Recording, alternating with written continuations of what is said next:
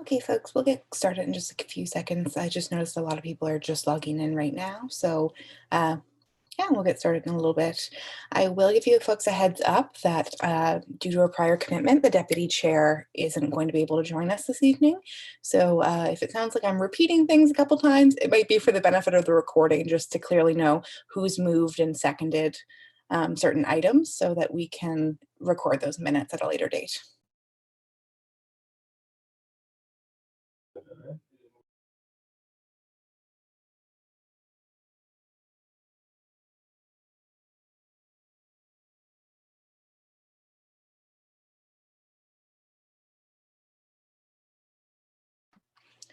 Okay, I am going to call this meeting to order at 6:02 p.m. Before we get going this evening, I would like to acknowledge the land on which we gather is the traditional and unceded territory of the Iroquois Mi'kmaq First Nations peoples. And as a community, we recognize the ever-present systemic inequities that stem directly from past wrongdoings. And we commit ourselves indefinitely to respecting and reconciling this long history of injustice. Now, before we get going, we will get going, and we will start with the first item on the agenda, which is approval of the agenda. Can I get a motion for approval of the agenda?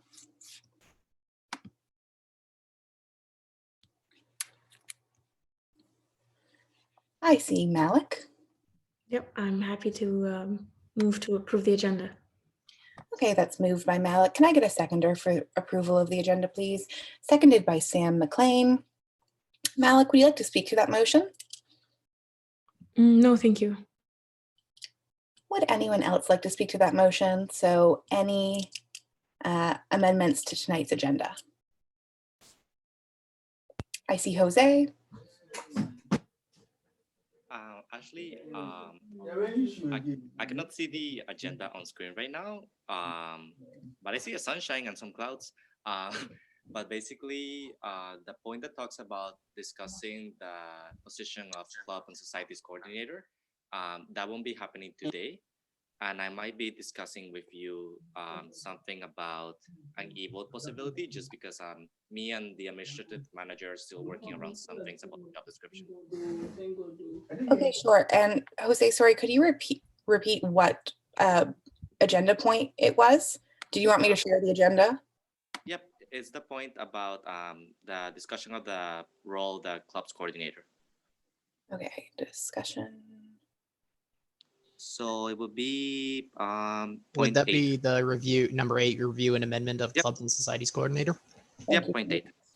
Okay, so the amendment will be to remove this from the agenda for this evening. Yep. So I will take that as an amendment from Jose. Can I get a seconder for that amendment, please?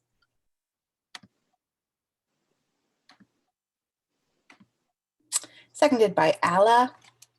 Jose, would you like to speak to that amendment? No, I would just like to say that as soon as me and the administration manager have all the details for how the position will change, I'll either bring it to next council meeting or I'll discuss the possibility of moving forward with an e-vote with Ashley in case we need to put the job posting soon. Thank you. Okay, great. Thank you very much. Is there anyone else who wishes to speak on this amendment? If I might just have a quick inquiry. So we're looking to strike this from the agenda just because we don't have all the details ironed out yet? That is correct. Okay. Is there anyone else who wishes to speak on this amendment? Seeing no one, I'm launching a poll right now. All in favor, all opposed, those who wish to abstain to the amendment specifically.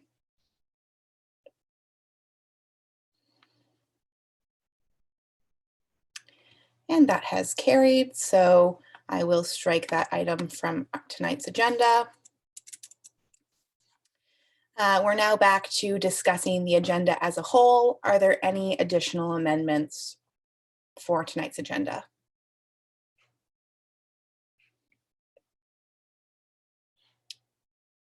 Jose, your hand's still up. Did you wish to speak again?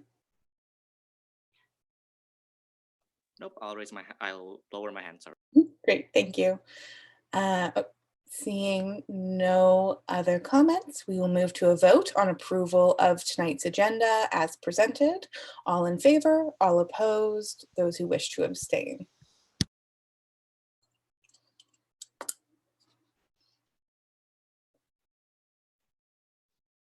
That motion has carried. So we are now on to tonight's agenda. Next point on the agenda is approval of the minutes from the January 22nd, 2021 meeting. Can I get a mover for a motion to approve those minutes, please? I see Sam. I'd like to propose a motion to approve the minutes of the approval of the minutes from January 22nd, 2021. Great, thank you very much for your motion. Can I get a seconder for that motion, please? Seconded by Jessica, the Senate Rep. Sam, did you wish to speak to those minutes? No, thank you. Does anyone wish to speak to the minutes? So are there any noted errors in the minutes?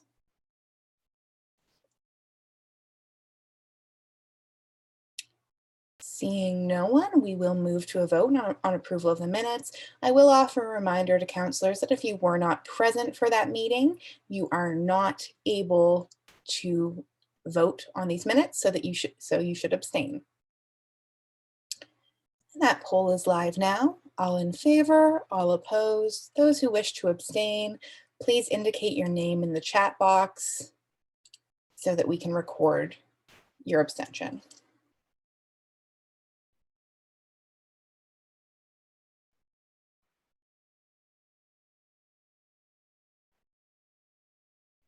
I see that Tasneef wishes to abstain. Is there anyone else who wishes to vote on this matter? I will end that poll. That motion has carried, so the minutes are approved. We'll now move on to the next item on the agenda for this evening, which is reports. We will start off with the president's report. I know the president had just indicated via chat to me that she was having difficulty with her speaker and microphone. So Tolu, are you? Okay, currently not logged in. As the president is trying to reconnect, we will move to the next point on the agenda, which is the vice president, academic and external. Malik, floor is yours. Thank you. So I can't share my screen, but if you can share it, Ashley, I'm okay. Okay, perfect. I can share it. Sorry, folks, just give me a sec.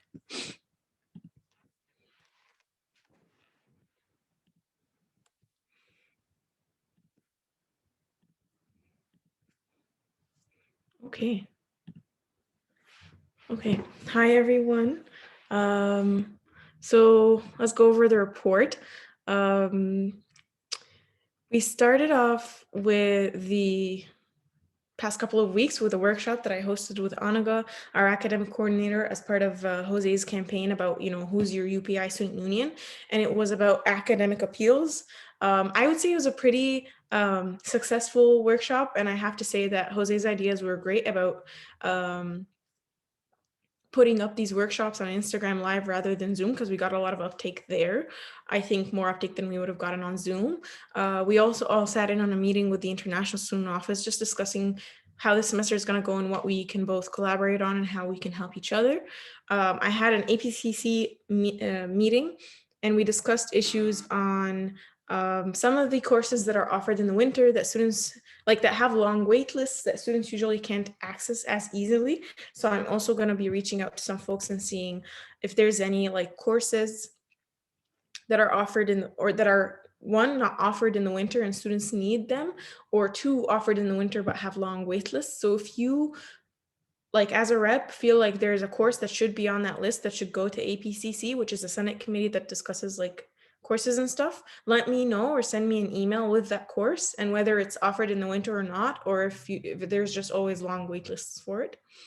And then for student grievances, we didn't really have anything going on. I just got a few emails from students asking questions about academics and courses, and I redirected them accordingly. It was a heavy, or not heavy, but a busier week on the CASA side of things. We had our board meeting as usual. We also had a committee meeting and a subcommittee meeting, as well as all the liaison calls and reports had to go in. And I also had a one-on-one meeting with the chair. And then with PEI advocacy, I'll have to say also a huge chunk of my report is the letter writing campaign, just because it took a while printing, folding, enveloping, stamping, closing off all of those letters. And I have to give a huge shout out to our first year rep and our education rep for helping us out, as well as all the volunteers that came to the office and helped. And we in total got 1,222 letters, which is a huge amount of letters. So I want to thank everyone who signed the letters or shared the campaign. And this is a breakdown of how many letters each minister and MLA got. I also delivered these letters on Thursday. Yep. And I also have to say the Green Party posted pictures of all of their letters. So if you're on Twitter and you want to check that out, because it was great seeing the uptake on the letters and even in the social media and stuff. So it's cool. I also had an interview with Brian Higgins from CBC PEI about the letter writing campaign and the petition. And I also appeared on CBC Compass talking about that. So that's also great media around our campaign. And I also had a live interview on radio with CBC Island Morning, also about the campaign. So that was also pretty good.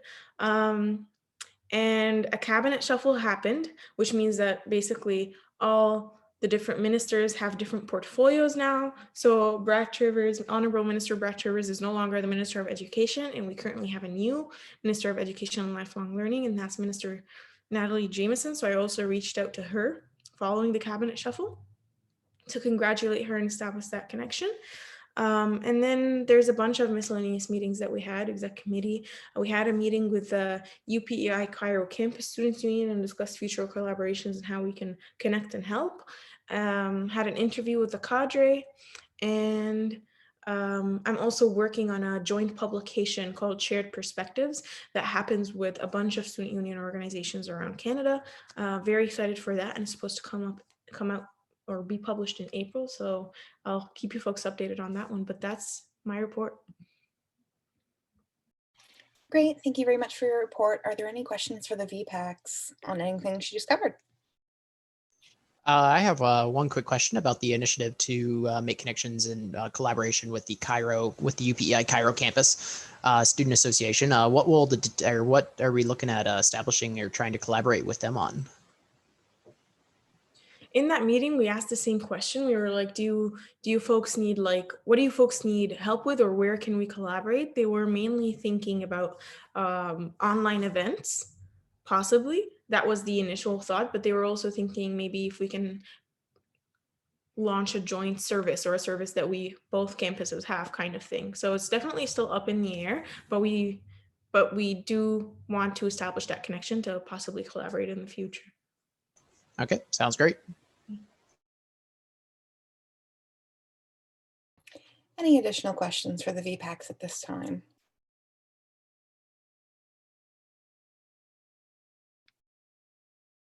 You could indicate that you'd wish to speak using the raise hand function.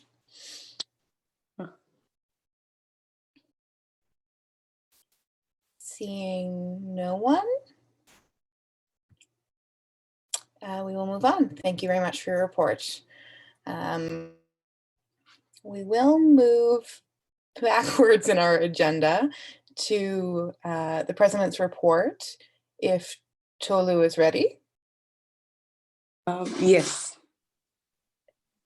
Okay, the floor is yours. Yes. Thank you. First of all, apologies. I don't know what happened, but my speaker is not currently working, so I'm speaking through my phone to join this meeting. So if you cannot hear me at any point in time, just raise your hand or speak out, I guess, and I would hear you guys through my phone. Apologies once again. So I would start by sharing my screen.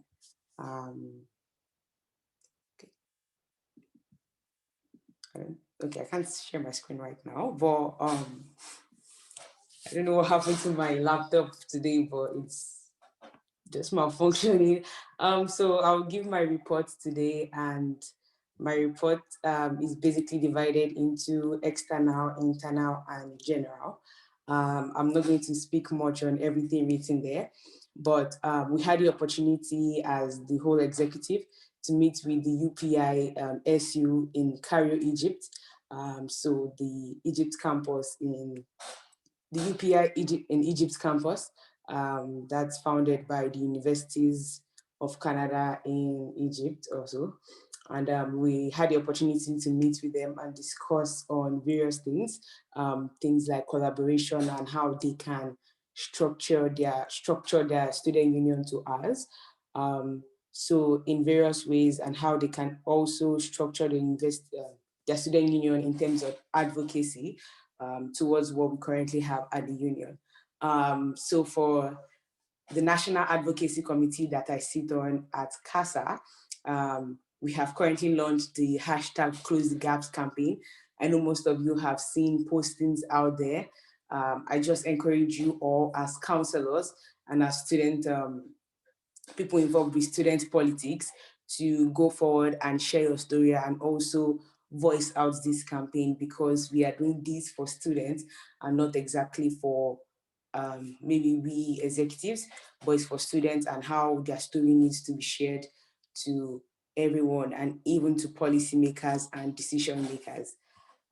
So for also external, I had the opportunity to, or United Way, I'm not sure how many of us know United Way on the island, is a charity organization that works with the province of PI, and they have come up with a number 211 for islanders to reach out to provide both clinical and non-clinical resources to individuals. And I had the opportunity to feature in a promotional video for that. So their, should I say launch day or their awareness day is the 2nd of 11th. So February 11th, the video will be going out, and they will be educating islanders on what this program or what this number can do for them.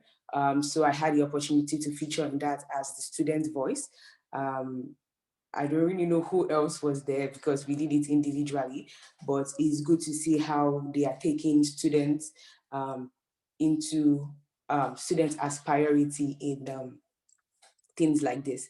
Also, I had a meeting with Health PI once again in regards to the International Students Health Card Policy.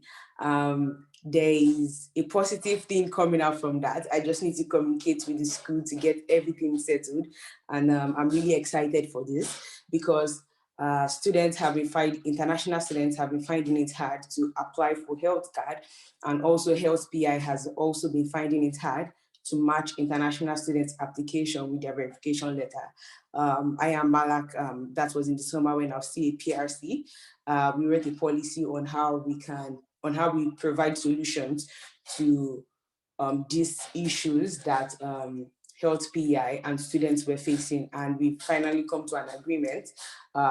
So for application processes, students are to submit their enrollment verification letters alongside the application. So everything goes in one package down to Health PI, and not that Health PI gets the enrollment verification from the registrar's office and then students send an application separately, but the student gets to send everything down to Health PI. And also the new renewal process that we agreed on, but I haven't really communicated this to the registrar's office. It's kind of hard scheduling a meeting or speaking with the registrar herself. The new renewal process would be students will have to scan their current health card.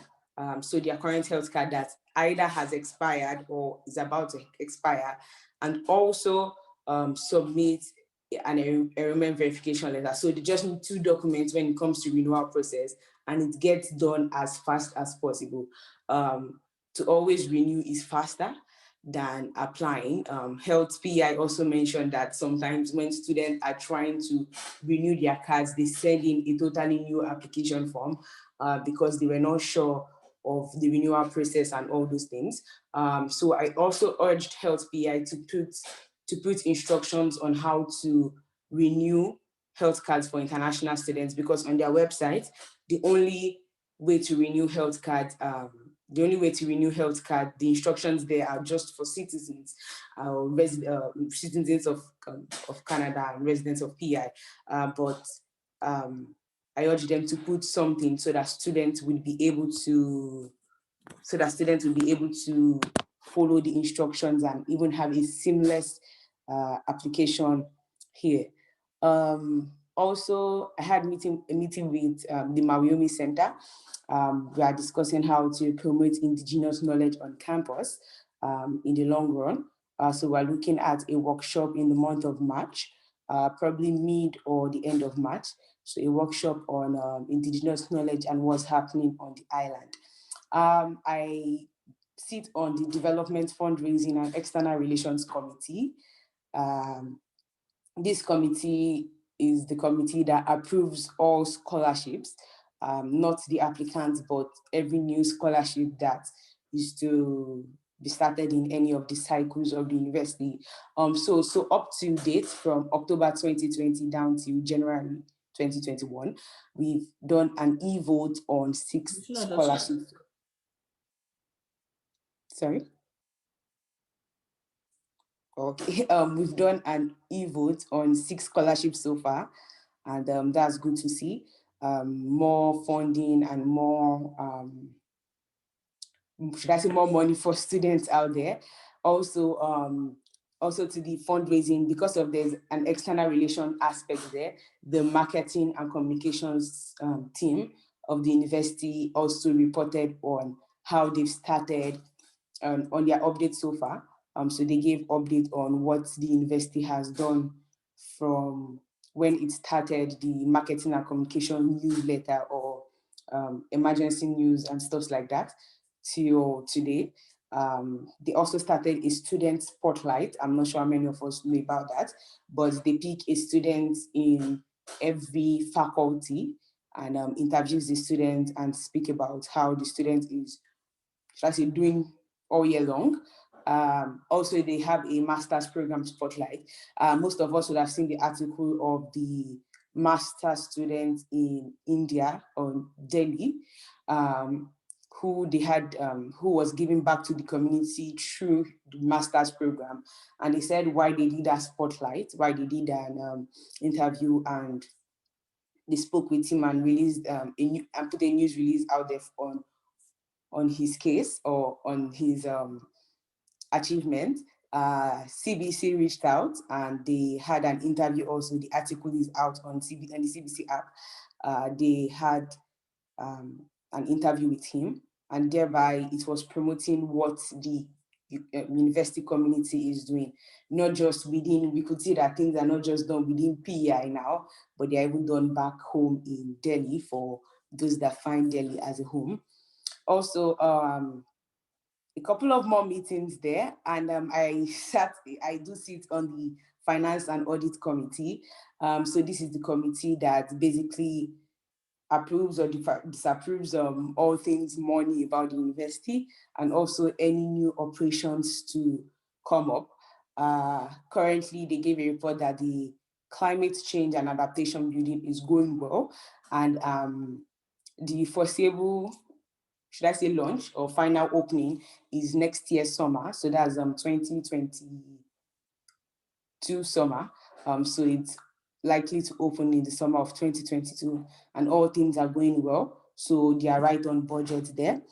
So for the new residents that most of us are aware of, the finance team, they are, should I say, struggling a little bit with maintaining the budget in a way, but so far they've been doing their best to keep on track with budget, and things are not really going smooth, not fully smooth on that extent, but things are definitely working through it.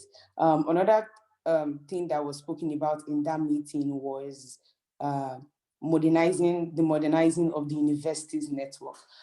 So the CIO, that's the Chief Information Officer of the university, is they are planning on improving technically like the Wi-Fi of the university campus, and they've been, so the data house of the university is in AVC, and they started work in AVC. But it was interesting to see, this was my first meeting at the Finance and Audit, but it was interesting to see that after AVC, they were moving down to the library. They said that is one place they find students a lot, and then down to the Murphy Center. So it was interesting to see that they were not just prioritizing on what building needs the most Wi-Fi, or should I say,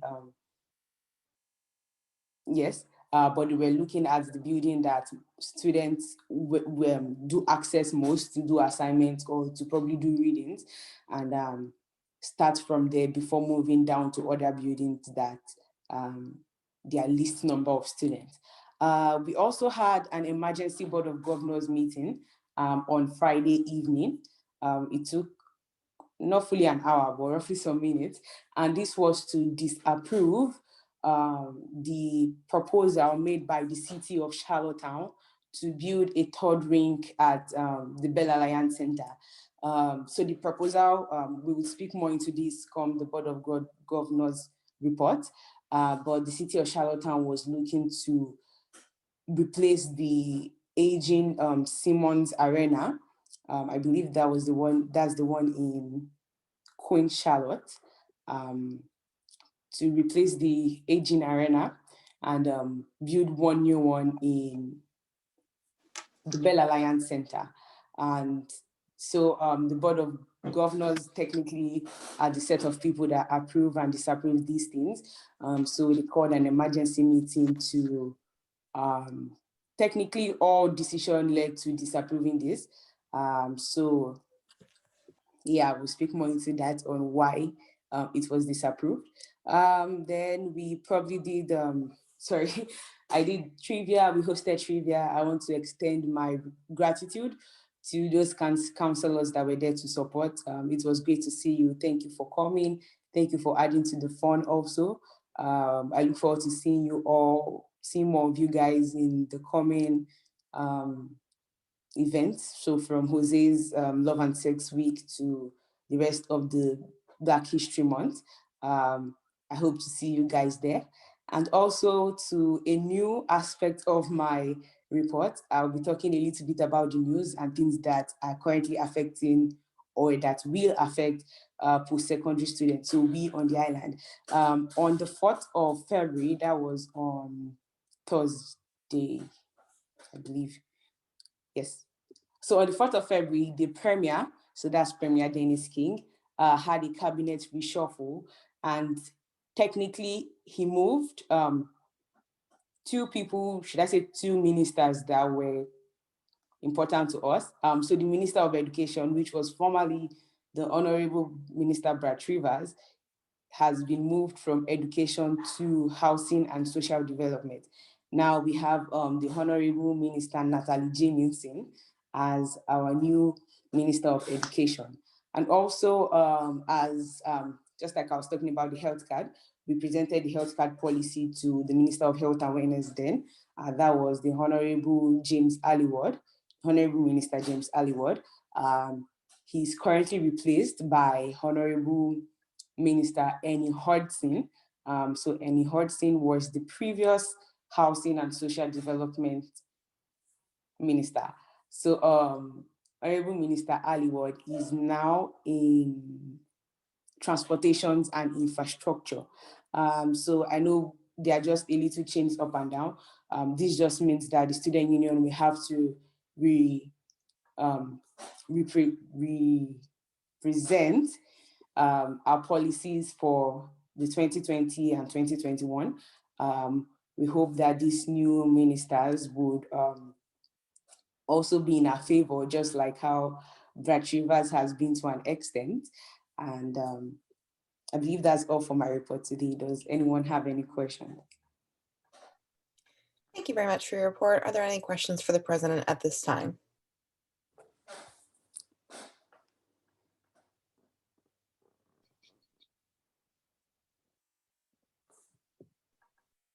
A final call for any questions. Seeing none, we will move on. Again, thank you for your report. The next item on the agenda for this evening is the Vice President Student Life Report. So Jose, floor is yours.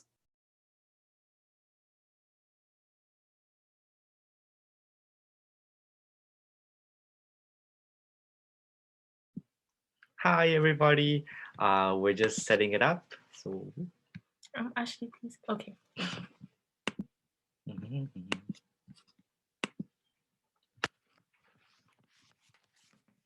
Perfect. Hi, everybody.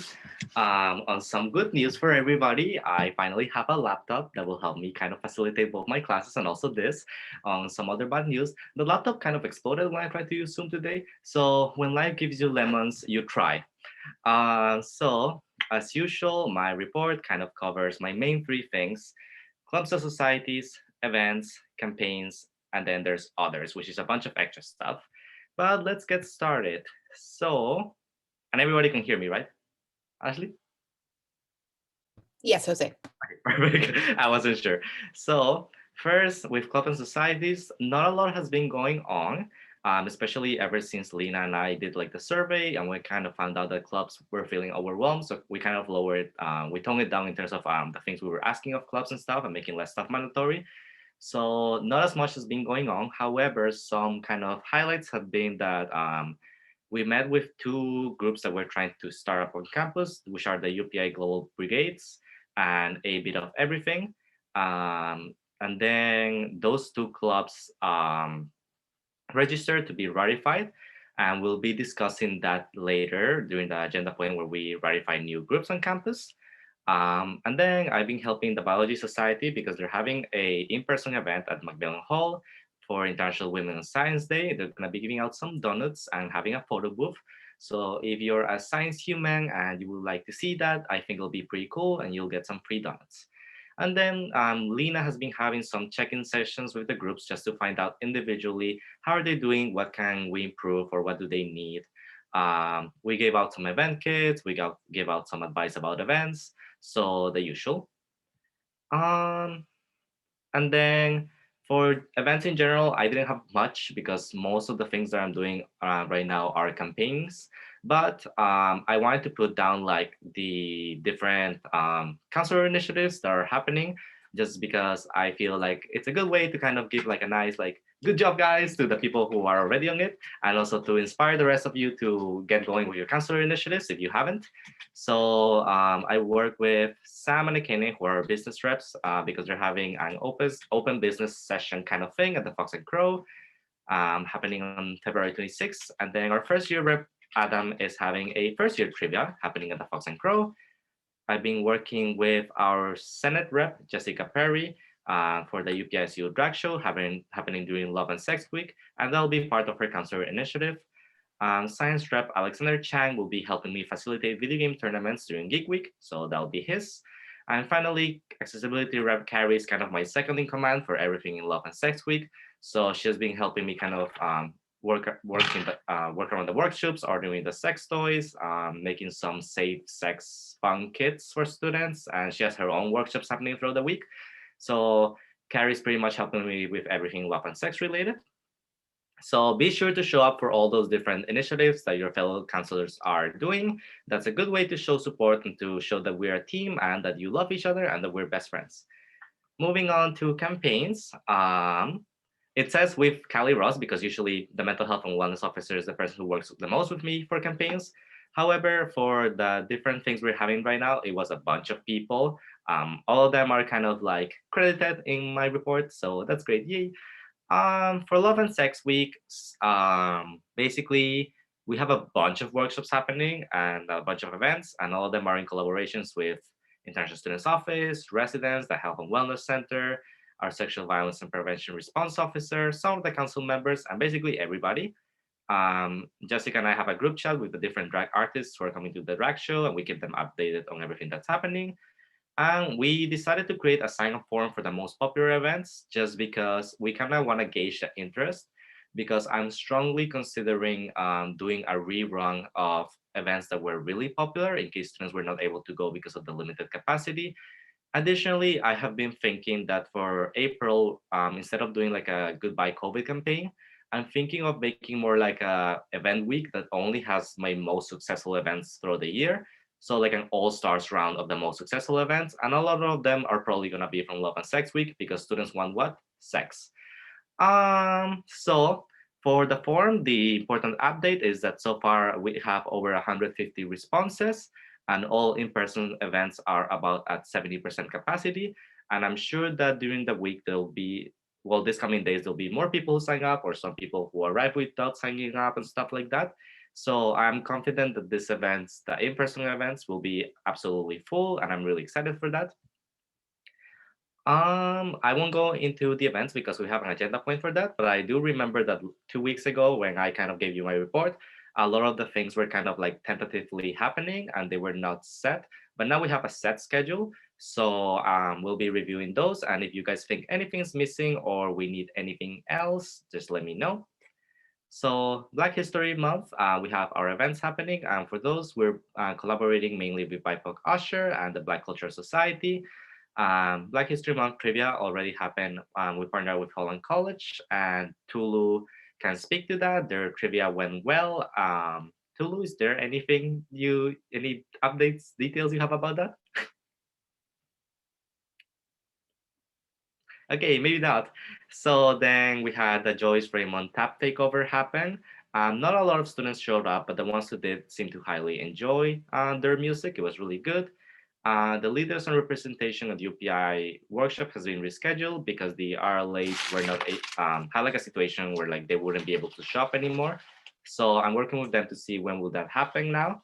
And then I'm working with the International Students Office and the library because we're gonna have both the Black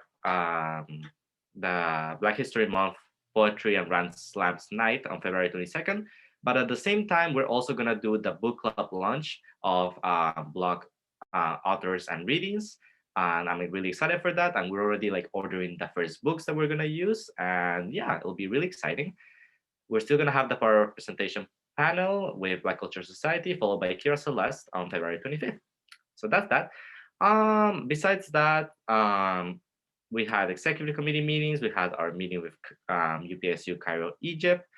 And the communications manager and I met with student affairs because they wanted to learn more about how to cater towards today's demographic in terms of social media and advertisement and stuff. So we were helping them out with that. And the meeting with ISO. Oh, another thing. So for the elections, since I was a CRO a couple years ago, I kind of taking like a lead or point person kind of position for elections this time around. So me, along with the president and the communications manager, trained our new CRO, Chanel Briggs, on January 28th.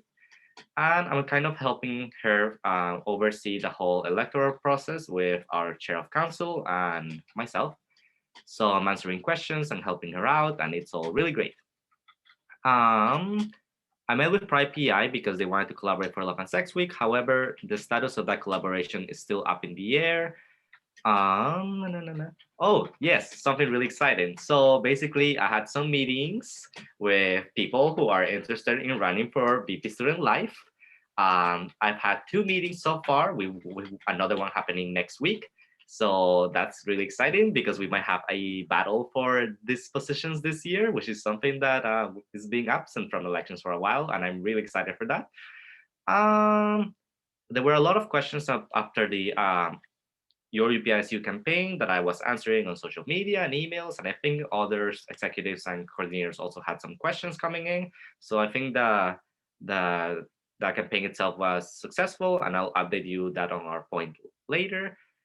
Oh, another exciting thing. So our video game co-op was launched, and then I had a meeting with some universities who were interested in having like a group conference presentation meeting about how the program came to be and how they can start in their own universities.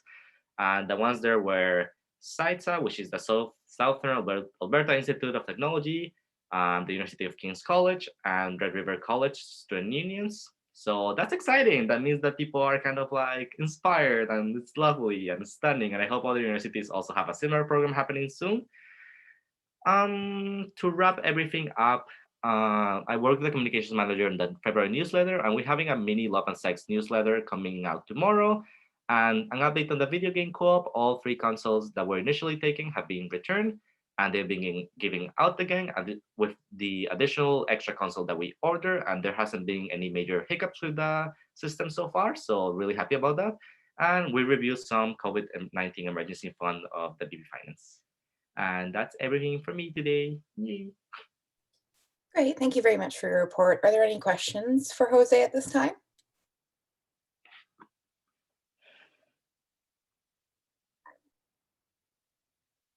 A final call for any questions.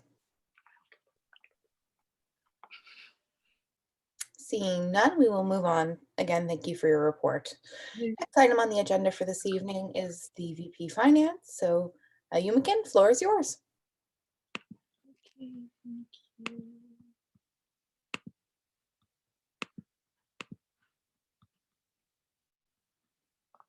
So sorry.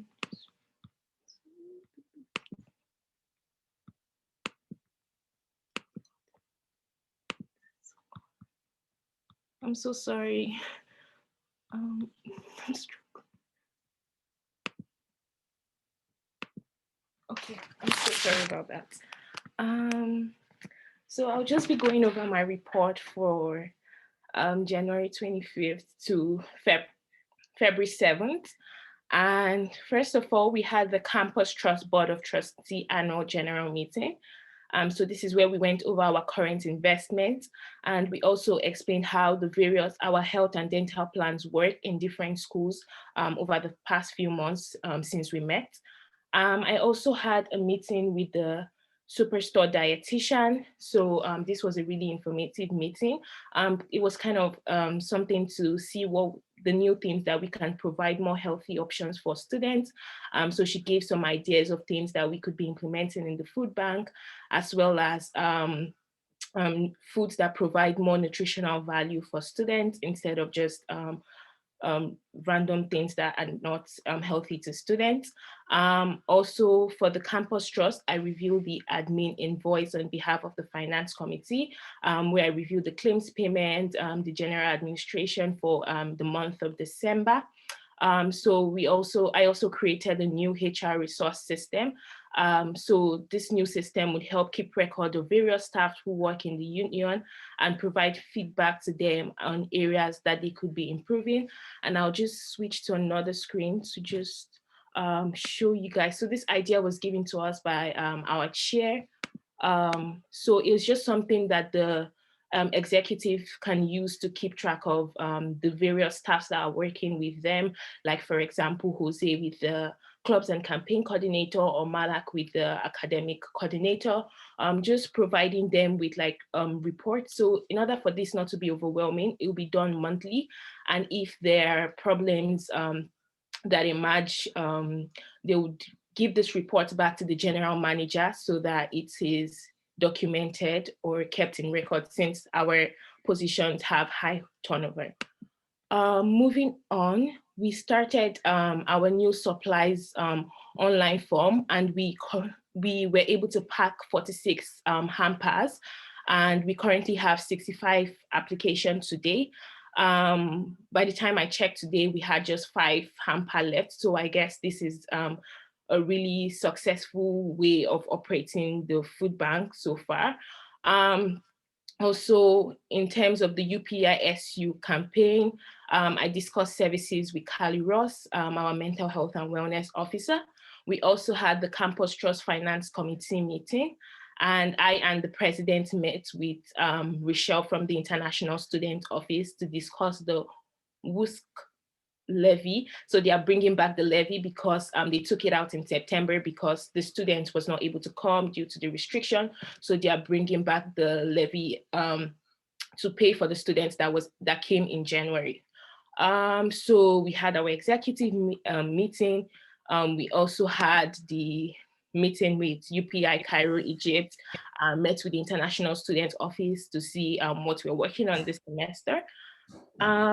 In terms of the mental health and wellness officer, I'm just going to go over a couple of things that she's working on.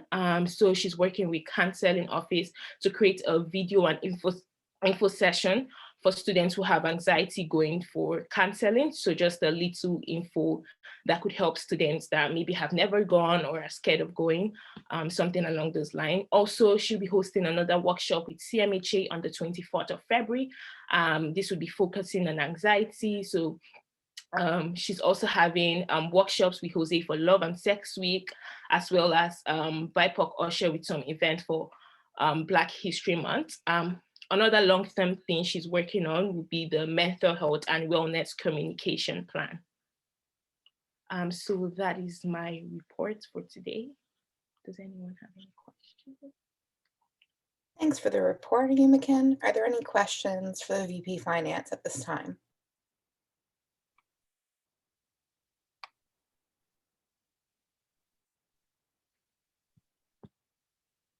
A final call for any questions. Seeing none, again, thank you, and we will move on. Next item on the agenda for this evening is the Senate report. Senators, is there a report this evening? Hi, everyone. So there's not a report this evening because we haven't had a meeting in the last few weeks, but our next meeting, we will have a report for everybody. Great, thank you so much, Jessica. The next item on the agenda for this evening is the Board of Governors report. I know the Board of Governors rep is having connection issues.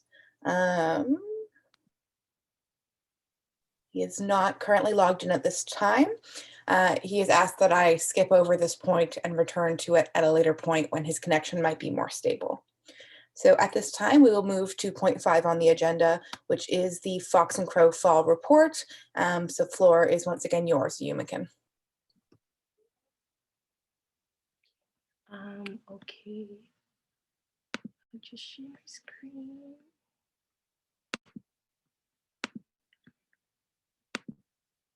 Okay.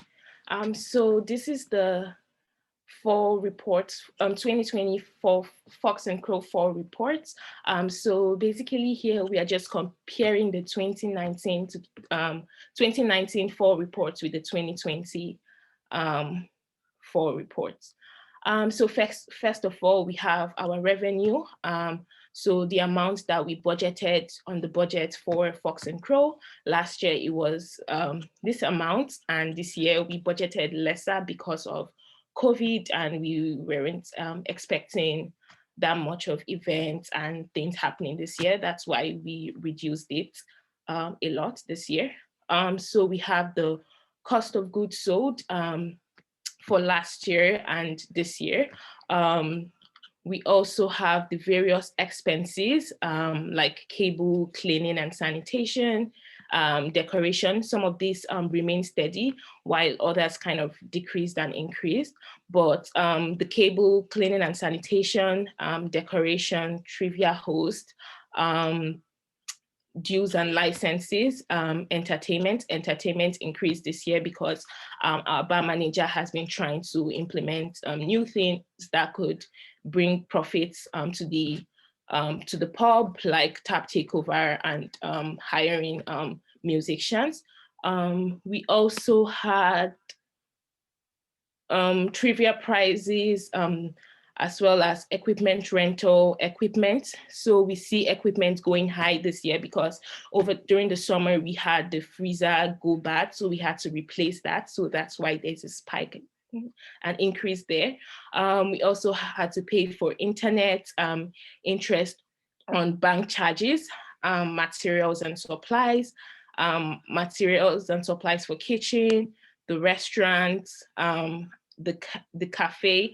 There was a decrease here because we're not buying as much as we did last year because there are not a lot of students making use of it this year.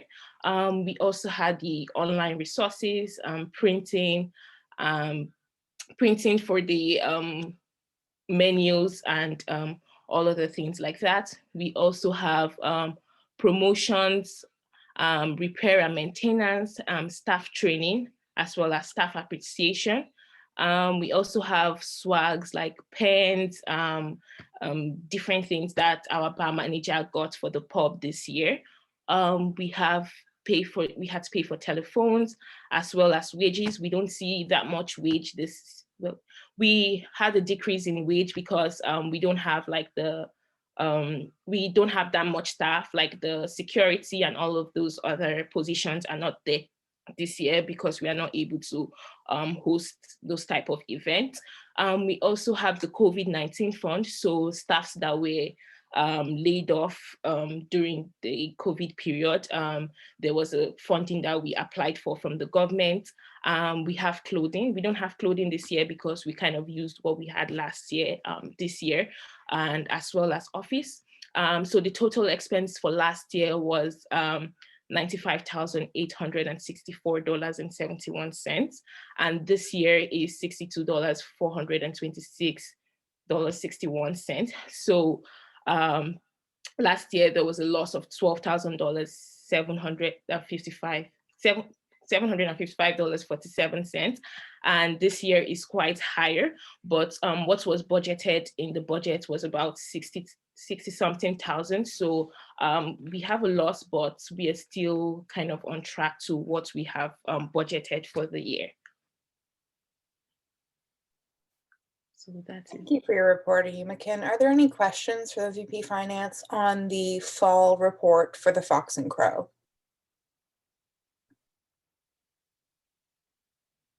I see Sam, the education rep.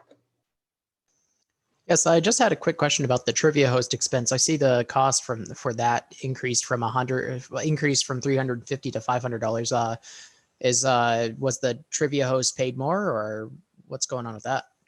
So this year we have two trivia hosts, two fixed people that do trivia every week. But last year, sometimes the bar manager would have to take on the role. So there wasn't that much cost for that compared to this year that we have dedicated the job to two people to do it. I don't know if that answers the question. Okay, thank you. Thank you. Are there any other questions on the financial report?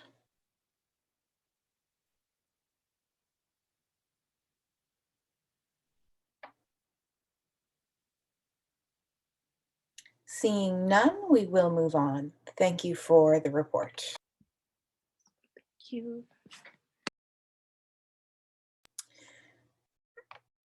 As the Board of Governors rep is still having connectivity issues, we will continue on our agenda.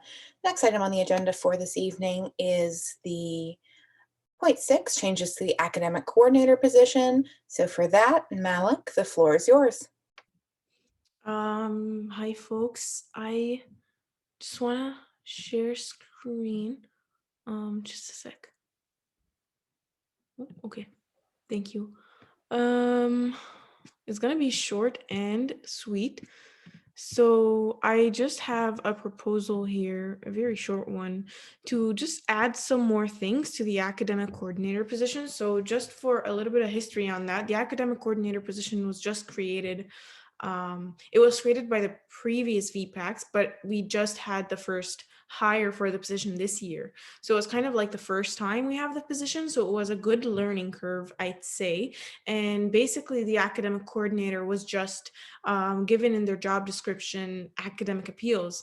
But after having Anaga in this position, we both saw like a great opportunity to include the academic coordinator in more of the academic realm of what the VPACs does as well. So Anaga also was included with the survey creation, some research regarding academics or any other academic issues, the campaign, since it was also related to student academics and it was as part of AXCOM. And it was a great way to include the academic coordinator in a lot of things, but also like provide that assistance and support, as well as try to devote enough time for them to fill up their hours, because we haven't seen as much uptake on appeals as last year. So that's basically what the changes are, is to include in the job description and duties other stuff like assisting with research, surveys in relation to academics, and any other campaigns that would also be in relation to academics. at the union. And that's pretty much it.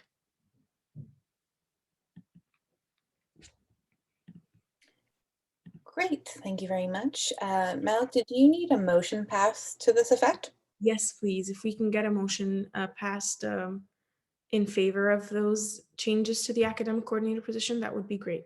Sure, so I can take a motion from you if you have that. Yes, I would like to raise a motion to change the academic coordinator position as presented to include more in their responsibilities. Great, thank you very much for your motion. Can I get a seconder for that motion, please? Seconded by Sam, the education rep. Malik, would you like to speak to that motion? No, thank you. Great. Is there anyone else who would like to speak to that motion?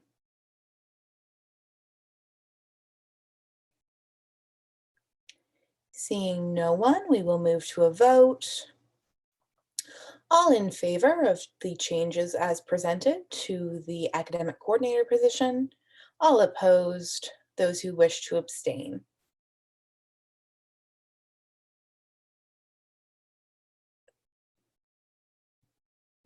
That motion has carried. We'll now move to the next item on the agenda for this evening, which is a new UPEISU staff position proposal, which is coming from the VP Finance. So Ayumakin, floor is yours.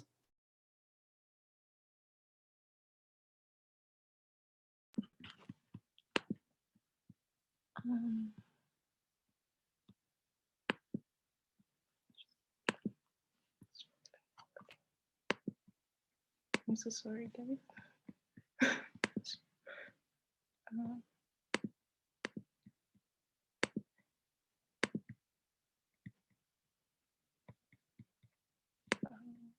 trying to pull this up here.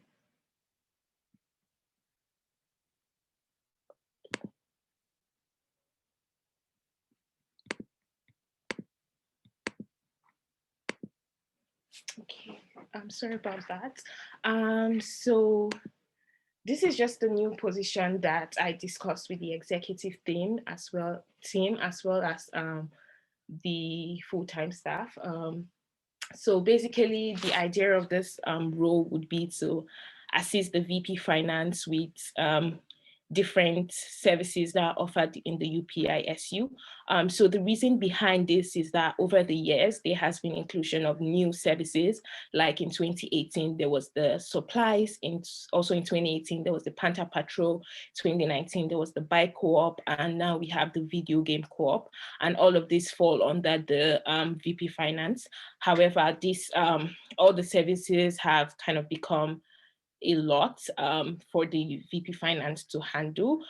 So that is why I'm proposing this new position. So basically this position would be working closely with the VP Finance to make sure that various services are offered smoothly.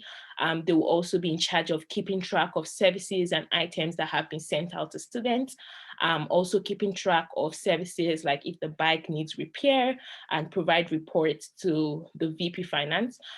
They would also be helping with logistic when a new service emerge. For example, if next year the president wants to start a new service, they would help with like ideas and how things have been running in the past years. They would give these ideas that would help with the new service.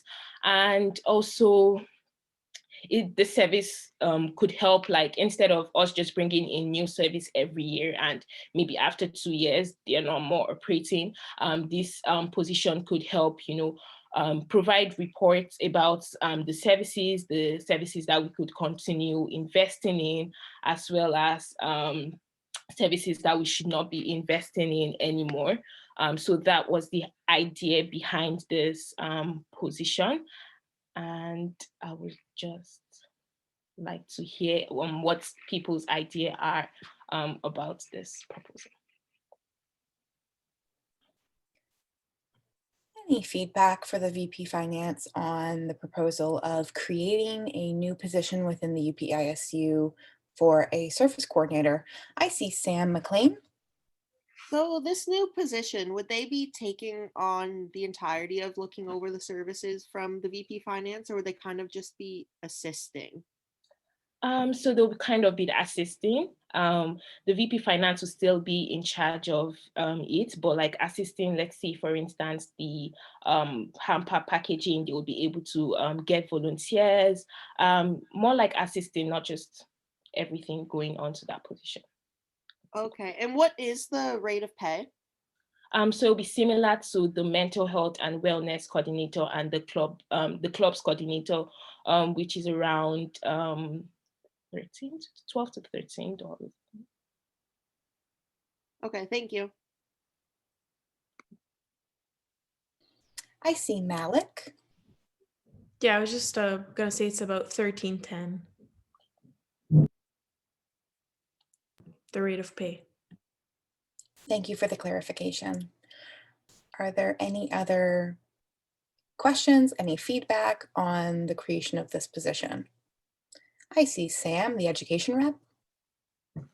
Yes, in terms of the individual chosen to be hired for this position, would it be the executive body that would be responsible for the selection of the candidate? So it'll be the general manager, the VP Finance, and one other executive member. So it will basically be members of the executive body. I would offer the caveat that all hiring decisions do have to come to council for approval. So it would ultimately be council's decision. Okay.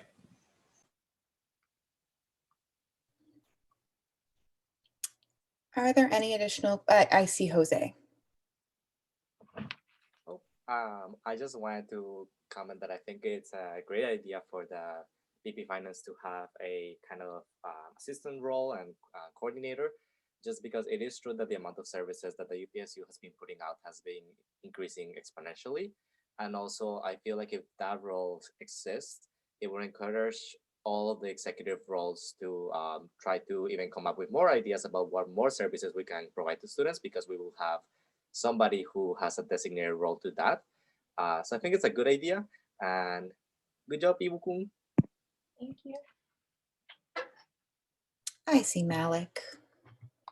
Yes, one last thing I also wanted to add is kind of an insider on the office on the creation of this role. I feel like it's definitely important to have this role because although volunteers have been great, it's not usually the easiest to always depend on volunteers, especially for things like help with the food bank and in the summer help with the bike co-op and on and on. It was just not very reliable to just depend on volunteers. So I think that there's definitely a need for the position. Is there anyone else who wishes to speak to this? Just some information for folks. In order for a new position to be created that's hired by the UPSU, the idea of the position needs to be approved by council. At that point, a policy can be drafted and it can be sent to budget committee for review in order to determine where the funding to cover the cost of this initiative will come from. And then once that has all been determined, it will have to come back to council for final review of the job duties, as well as the costs associated with it.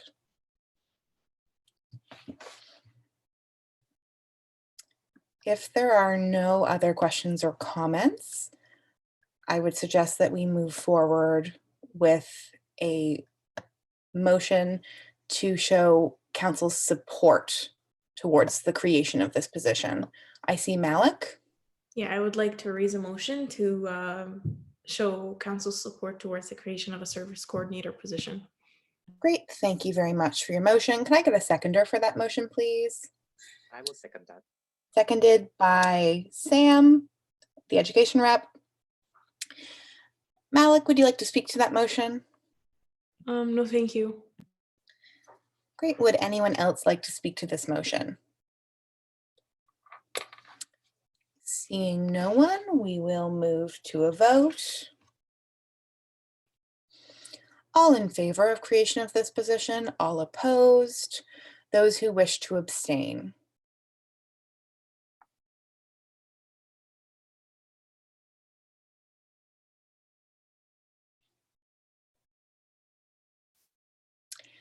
That motion has carried.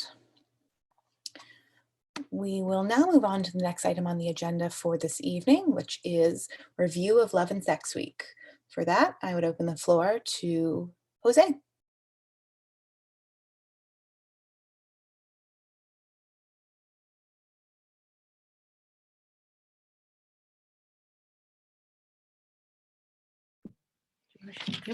Oh, yeah, sure. Oh, yeah, fine. Can everybody hear me? Yes. Perfect. So it's just to kind of go quickly over the finalized schedule for Love and Sex Week. And if anybody has any suggestions or there's anything that they would like to learn more about each event, everything is in the link that I provided there. And you still have time to provide me feedback if you feel like there's anything missing or we need anything else, especially considering that for the whole week, aside from having kind of our accessibility rep helping me out, I also have kind of like the SV Pro and two of her student assistants helping me out facilitate a bunch of stuff during the week. And the students working with the SV Pro were kind enough to offer kind of like, if council could think of anything that we're missing, they would be willing to put like an event or workshop themselves. And that could be like a surprise event for students. Anyways, so for in-person events, we'll be having one per day because last semester we learned that when we do 2 events a day, students tend to go to one and then the other one is kind of dead. So we'll start easy with a DIY of Valentine cards, gifts and treats, followed by sex toy bingo, which will be happening at the Fox and Crow. I'll be hosting with our accessibility rep. And in order to make it more fun and educational compared to last year, where it was more just like, here's the numbers and here's your sex toy. Carrie and I work to create different bingo cards that will educate students about different things. So we have one about kinks and fetishes, and Carrie and I will be reviewing those. We have one about sexual orientations and gender, and then we'll be like, who knows about this? And then when the audience responds or doesn't respond, me and Carrie will fill them in the details. So we'll have a more educational component to it, and hopefully that'll make it both fun but also educational. Love and Sex Trivia, it's going to be happening at the Fox and Crow. And Carrie and I are going to be co-hosting with Owen and Dylan, which are our trivia hosts. Compared to other years, this year we really want to engage the audience because because of COVID, there's going to be less people. We don't know if the energy will be different. So Carrie and I are coming through with 8 In It to Wing It games, and we hope that the audience will participate a lot. I've seen some counselors already sign up for a lot of these events, and I'm excited to see you there. Eileen and I are having an interactive movie night happening at the White Dining Hall. It's gonna be the kissing booth, and similar to our last interactive movie night, we hope to catch kind of like the traffic of students coming into meal hall to eat and stuff. And the kissing booth is a really cringy movie, so it's gonna be a good movie to do this type of event. And finally, we have the UPSU drag show. I'm working on that with the center rep. We have 5 different drag queens coming in. There'll be lip syncing and there'll be lots of fun. It'll be at the Fox and Crow. And I'm happy to announce that this year, everybody who's kind of volunteering or helping out with a lot of these events in person and stuff, they're gonna be getting compensated, which I'm really happy about because everybody's struggling financially because of COVID. Yay! And then for our workshops, the finalized schedule looks similar to before, but basically our first event is going to be on learning sexual shame and guilt with BIPOC Usher. We thought it was important to start the week with this event because a lot of international students in our countries, it's not common to like talk about all this sex stuff and kinks and stuff. It's not as open to talk about in other cultures. So we thought about starting with that, and hopefully students who watch that session will be comfortable on coming and participating to the rest of the events throughout the week. Carrie and I are going to be hosting along with some friends Queer and Here, which is basically just us giving tips to students about how to make queer friends or dating or what services and kind of organizations are here to support you. So it's a fun workshop and all of you are more than welcome to join. I'm sure Carrie and I will become your best friends forever. And then Eileen, along with Accessibility Services, is hosting a dating and healthy relationships workshop. Um, it'll have a focus on neurodiverse people, and also it will be looking at everything through the lens of consent, as it should always be for dating and healthy relationships. Um, Accessibility Rep is hosting a session with one of their friends who's hosted this session before, and it's called Self-Pleasure and Masturbation. Great session, great workshop. And then me and the RLAs are having an ABC about having residents booze and crushes. We're going to be covering everything from what to do when your roommate keeps kicking you out of the room so they can hook up with their boo, to what to do if somebody has a crush on you on residence and they're being persistent and you don't know what to do, to how to not be that annoying couple in residence. So we have a bunch of things about that, and it's going to be exciting. Me and the International Students Office are having a workshop around culture shock and dating etiquette in PEI, just because dating is very different here compared to other cultures and countries. Cal is putting together a being single on Valentine's Day and taking care of your mental health. She's not single, but I am, so I'll be helping facilitate that. And then our board of governors actually is having a lost post breakup workshop and what to do about it when you feel lost. Sadly, we had to cancel one event by BIPOC Usher, which was sexual fetishization and kinks with BIPOC people. The person who was going to present the workshop just did not feel comfortable carrying out this workshop anymore, so sadly it got canceled. But the schedule's still pretty hefty and it looks good. Yeah, does anybody have any suggestions about anything that we might be missing, or any topic that you think students would need to know about? And Love and Sex Week is the perfect time to have them. If you're worrying about the time window for all of this, some people said that they wouldn't mind holding workshops over the weekend. They would actually prefer so. So do you have any suggestions? I see Sam. Yeah, just thinking about tomorrow, there's a very high likelihood for a pretty big storm coming in. So in the event that the campus is closed, will we postpone the event or will we have to outright cancel it? So thank you, Sam. That's actually a really good question in terms of like what the hell happens to the BPSL when there's snowstorms during regular semesters and events. It always kind of falls under the BPSL to decide what to do about that. But since tomorrow's event was something that I was gonna put up myself and I already bought all the supplies, I'm just gonna reschedule. It gets a little bit more tricky when you like hire people or you have artists or something like that coming in, or something big like a wet dry. However, since this is like a small event that I can easily put together on the fly, I'll just reschedule it for a better day. That sounds great. Yeah. Were there any? I see Carrie. I just also wanted to mention that like the workshops are also like online, a lot of them. So like the workshop happening on February 8th, the one that I'm co-hosting, that can definitely go ahead because it's on Zoom. Yeah. Great, thank you for the information. Yeah. Adding on to that, I would just really 100%, 1000% appreciate if all counselors could do some stories about that week or share our event page and stuff.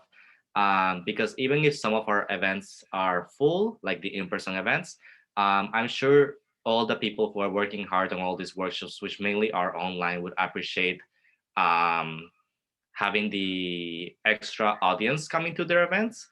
And if you want to really sell these events to students, students can win sex prizes and toys stuff at all events, including the workshops. So that's a good way to sell the events.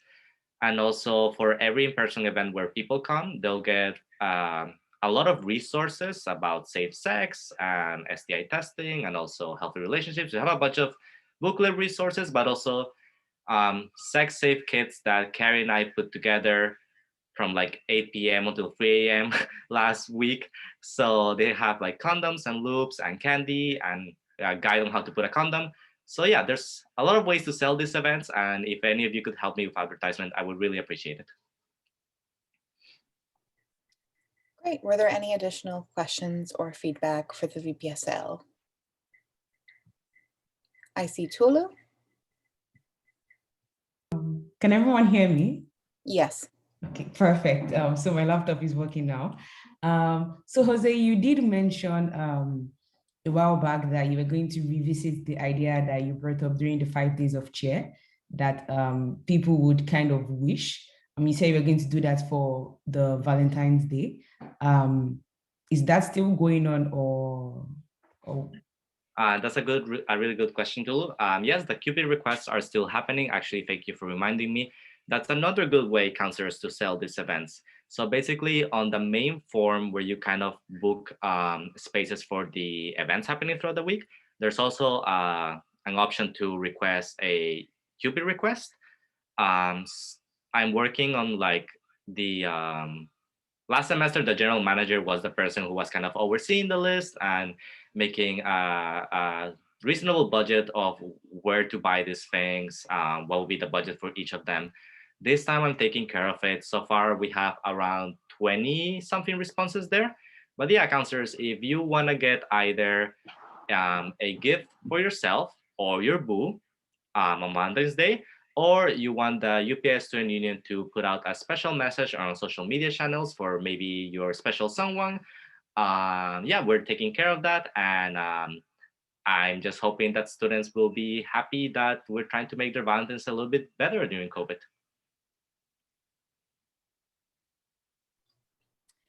Any additional comments for Jose on Love and Sex Week?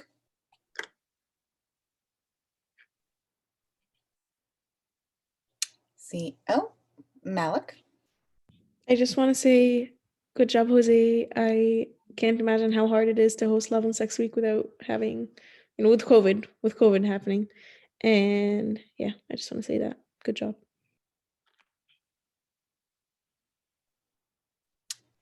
Okay, seeing no additional comments, best of luck with all of your events in the upcoming week, Jose. And we will move on to the next point on our agenda for this evening, which is the report on Who's Your UPEISU campaign, which is also Jose. Yay! Don't you love when I report things in a row? Okay, so your UPSU campaign, to give a quick update and to make it short and simple, I would say it was successful, and I would 100% recommend for the next executive team to take this approach whenever it comes to a leading up thing for elections. I think that students were definitely more engaged, and me and the CRO are being able to see that based on the amount of we're getting a little bit more of interest in elections than usual. I'll just say that. But to give a quick kind of breakdown, I kind of made a little chart for everybody. And this was not in my report a couple seconds ago. I had it in a paper and I just decided to add it there because that way you guys can look at it later if you want to. But basically, there's all the views for all the different workshops and videos that we put out. Since workshops were happening live, I also included like what was the minimum amount of students that were there per session versus the maximum, because in Instagram TV, you can pretty much kind of like log in, log out, log in, log out. But yeah, those are the views. And as you can see, the numbers are not too shabby. So the notes that I wrote are basically, we had between 6 to 24 live views range during the workshops and videos. All of them, however, had over 100 views, with the numbers ranging from 100 to 550. The highest workshop had 510 views, and the lowest had 142 views. So we're definitely reaching out more students than we would have if we were hosting like an in-person forum for these things, or if we were just yeah. So another important update is that I kind of asked the communications manager to kind of look through like all the stories and stuff that we've been putting out since we began our term. And on average, UPSU stories get 700 views. Additionally, for during this campaign, me and the communications manager tried to put out the videos and things at different times because we wanted to gauge like what times work best for students, or when were we getting the most amount of views. The best times seem to always be 12 p.m. because that's lunchtime, and then 3 to 4 seem to be good, and then really late evening, so 9 p.m. to 1 a.m. The worst times were early mornings, and pretty much all the time between like, I want to say like 4 a.m. to like 4 p.m. with some sections as I highlighted above. And there was no real difference between when we put things out on weekdays versus weekends, and that was kind of surprising. Um, so what did we learn with the campaign? So basically, Instagram TV is better than Zoom or Google Meets for online sessions. So anytime where you can accommodate online session that way, you're more likely to get student engagement. Um, this is because students can watch it live, but also they can watch it after the fact. And it doesn't feel as cumbersome as having to look for a recording in a website or on Facebook. It's just kind of like on the grid on Instagram, so it's way easier to understand. People seem to be more prompt to ask questions because, I don't know, I guess it feels easier and more personal. Again, students feel more attached through this than Zoom or Google Meets, and it doesn't cause Zoom exhaustion because it's different. Another thing that we learned is that when you do one of these Zoom's Instagram TV sessions, you can add another person into the call. And that's useful because that way you get double the viewership because everybody who follows you gets a notifications through both accounts. And yeah, so moral of the story, it's a good way to do online workshops and sessions. And that's why for Love and Sex Week, a lot of our, well, the ones that could be accommodated for Instagram TV have been accommodated. The other ones that needed this, like slide presentations and stuff, we couldn't accommodate, but it's something to do important to keep in mind moving forward. And yeah, I feel it was a good approach for our AGM videos because usually the UPEI's executive team holds an AGM, which is an annual general meeting. It's usually in person and it's usually at the Fox and Crow or the Wave or whatever. And I feel like the amount of students that we reached with this was way higher, which is good because the way students remain updated on what we did, but they also get an understanding of our roles if they want to run as executives for elections. And then I feel like this will also potentially increase the amount of people applying for our different job positions. So academic coordinator, policy and research coordinator, clubs and societies coordinator, mental health and wellness officer, and soon maybe our services coordinator. And that's everything. Great. Are there any questions on the campaign as presented?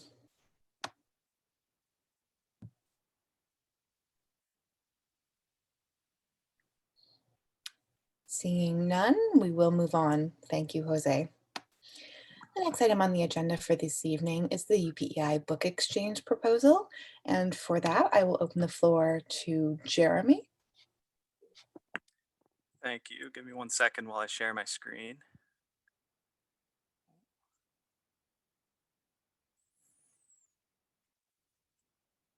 Can everyone see that?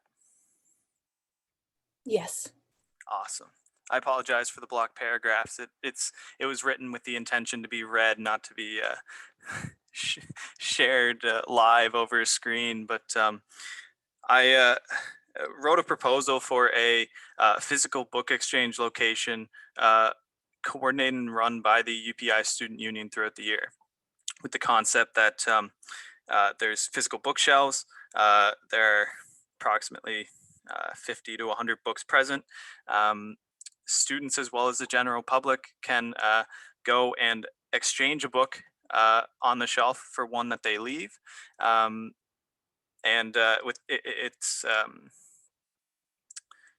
there will be a log by the bookshelf that people would kind of say what book they took, what book they left. Because of COVID, as well as after COVID, there will be a box present in which you leave the book that you left in there instead of on the shelf. But it really has the intention of increasing the ability for students on campus to read leisurely. There are some students I know who are avid readers, and that's fantastic, and others that aren't, and that's just not their thing. But I find that university has a way of beating down people who enjoy reading into not liking reading anymore because of the requirement to read, usually academic or dry material. And I think the UPEI Student Union should try to promote leisurely reading as a viable recreational activity. And I thought that a book exchange would be a way in which you could do that. So the budget for this wouldn't be large. We'd be hoping to get all of the books that we use donated to us by the community. So the only thing that we really had budgeted for was the bookshelf itself, which if we could get it from the Habitat for Humanity or something like that, that would be fantastic.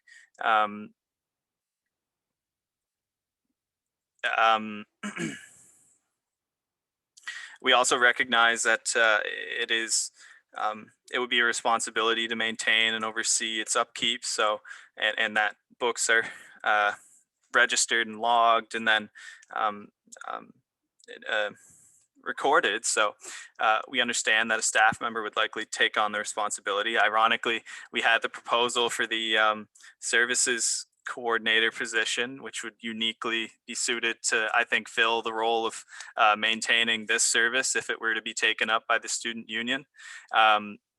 We looked at likely placing it in the WA Murphy Student Center because it's a central place on campus. It's a building that's run by the student union. It has, if I remember correctly, longer operating hours than other buildings, and it's a place where other services are also accessible to students. There are, of course, risks associated with the service, such as vandalism or theft, hoarding might be another word that you could say, which was seen through the UPEI food bank that would have to be addressed, which there are a number of ways that we could counter that, such as by choosing the location in which the bookshelf would be, whether that be in the UPEI Student Union office or other places that could be discussed during a discussion after this. Of course, yes, COVID, as I mentioned previously, is a concern. So we would likely have to leave disposable gloves and likely a clean versus used pen section at the bookshelf, as well as any books that are donated or swapped would have to, due to the realization that residue can also cause COVID on objects afterwards, be left for their own quarantine, similar to people for a 2-week period. Yeah, I will highlight this. I tried to go in depth with this, but I'll highlight one section in that the project uniqueness. Why is this needed and how is it different? As I said, I think there's less of a focus on students for leisure reading and more academic reading, and the library does a fantastic job of supporting providing us with reading material for academic needs, but not our leisurely needs. Not only that, but it doesn't give us physical reading material that we can keep on a permanent basis. Whereas this bookshelf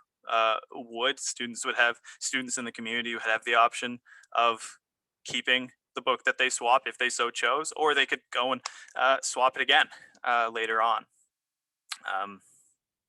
But that's the gist of the proposal, and I'm absolutely willing to send this document out for the full reading. I'm sure it can do a better job of explaining it than I did, but I'd love it if we could have a discussion on if anyone has identified any concerns that I didn't address that I could possibly talk about, by all means, or their support or conflict or whatever you think. Just I want to have a discussion on it. That's the big thing.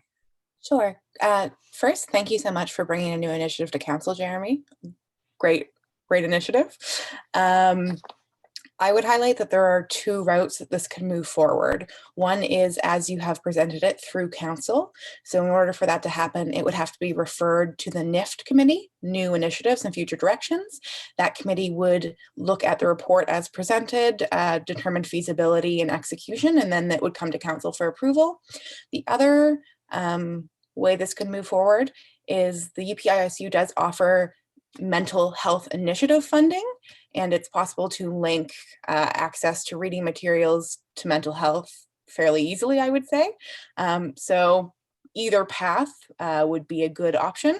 The mental health initiative funding doesn't necessarily have to be executed by the UPEI. It would be kind of you as a student initiative taking that on. So whichever path you would feel best with would be the way I would suggest it moves. I see Jose has some feedback. Yes. Thank you so much for putting all this work into this super document. I do love me some good paragraphs. I'll be sure to read through it if I get the access to it. The only thing that comes to mind is that, from my understanding, and this could have changed. 2 years ago, the BP Finance at the time, John Ployer, he put a kind of bookshelf type of thing in the Fox and Crow, and there was like a sign that said something like take a book, and like it will be, I didn't know if it works based on donations. I do know that this year is not active because of COVID, but basically there was a bookshelf there that was kind of like for students to pick up and read. I don't know if it was limited for students to read those books inside the Fox and Crow. I'm 100% sure that there was no kind of form for tracking those books, and there was no checkout or system implemented for that. But I just wanted to bring that to the table for maybe anybody who didn't know about that. And from what I understand, from what I discussed with the bar manager early on in the year, is that even though the bookshelf and the board game section from the Fox and Crow has been taken out of rotation because of COVID-19, they were not seeing that much in general, even last year when it was active. But then again, I feel like a reason pertaining to that could be that the students were limited to having to read or play the games while they were inside the Fox and Crow instead of being able to take them home. But yeah, that's just some food for thought, and maybe Ashley has more information on this. I don't know. I do have information on the bookshelf in the Fox and Crow. It was an informal system of take a book, leave a book. I don't have any information on how it went, but I do know it was implemented, and you are correct, by John Ployer, a previous VP Finance. Jeremy, did you wish to respond to Jose, or should I move to the next person on the speakers list? No, that's really good to know. I am not familiar with the service or whether they were required to only maintain the resources within the Fox and Crow. I could see that definitely being a barrier to the desire to use them, simply because a lot of books you can't read in one sitting unless you're a super reader, which I'm not. So that could have definitely been a barrier. Not to say that this would be successful because you can take it home, but that would be one of the fundamental differences, if that so happens to be one in the first place. And I'll move to the next person on the speakers list, Sam, the education rep. Yeah, just wanted to speak to, as someone who's noticed that bookshelf, and myself and other students I know for sure, we've seen those books, and we definitely did not realize that that was a it was a book, it was a take a book, leave a book kind of initiative. We thought it was certainly a lot of those books were you read them in the Fox and Crow and nowhere else. So I think with this initiative, as long as we were to promote it and help people identify it, that it is a community library, a community book exchange, that people can take a book or people can leave a book, rather than more of the not so much hidden but less advertised initiative that was in the Fox and Crow, that would be paramount. One more thing I might add in is that I know the library often has books available by pay what you can or pay by donation, that these are old books that are no longer considered relevant to the stacks, and you can pay like 25 cents per book and take it home for yourself, and that might be a source of books for this book exchange. Absolutely, as long as they still fit into the requirement of leisure reading material. We really would like to avoid filling it with academics. Not saying people don't like enjoy reading academic things in their free time, but we're trying to make sure that we differentiate the service enough from the library that it's much more. I apologize. I'm not exactly sure of the phrasing. Did I get the point across without having to elaborate further? Yep, absolutely. And I guess just keeping in mind, some people's idea of leisurely reading takes on different tones. Some people might like fiction. Some people like, they might like reading history in their leisure time. I, for myself, enjoy reading nonfiction history rather than fictional literature. So that's just keeping that in mind. That's what some people may consider leisurely reading is not what other people consider, and is having that diverse range of literature available would ensure the success of this. Absolutely. It might be, it's not a point of disclusion, but because those resources may be available through the library, and again, there is the issue of you can't take them home permanently and whatnot. Would it at least be understandable to see an argument of trying to fulfill the genres that wouldn't be provided by the library on campus versus what may already be a similar genre that is provided by the library, regardless of the fact that you don't get to take it home permanently? I would agree, and I'm interested to hear other people's opinions, perhaps including in this proposal, particular, like you said exactly, like particular genres and categories of books that would be included in this, and which would be kept away, with the idea that the library would fulfill those genres and categories. Okay, I see Tolu next on the speakers list. Thank you very much, Chair. Hello, Jeremy. This is a wonderful idea on your part. This is a wonderful idea on your part, and I'm so glad to see a counselor bringing up a new initiative. One of my questions is just about tracking. I know you said there'll be kind of like a login book, and when it comes to login, that means students will probably write, let's assume, their name and their student ID, and leading off to hoarding, will people, or will technically, if we end up having the services coordinator, would they be giving like each student, should I say, like a call? Probably when, let's say, the book has stayed in a student's hand for a month, maybe, would they give them like a call? And if so, I know the book would be left, let's say there's a shelf, then the book is by the shelf. Other students will definitely have access to that book, which technically there's, should I say, personal information as to student ID and phone number there. How do you plan? I know I've not really read your proposal here, but what do you have in mind to protecting students' information in that sense? Absolutely. And recognizing that the original intention, which doesn't mean that the original intent is what it ends up being fine in the final execution, it was originally intended not just for students, but the community. So one of the things that we may not end up asking them to provide would be their student ID.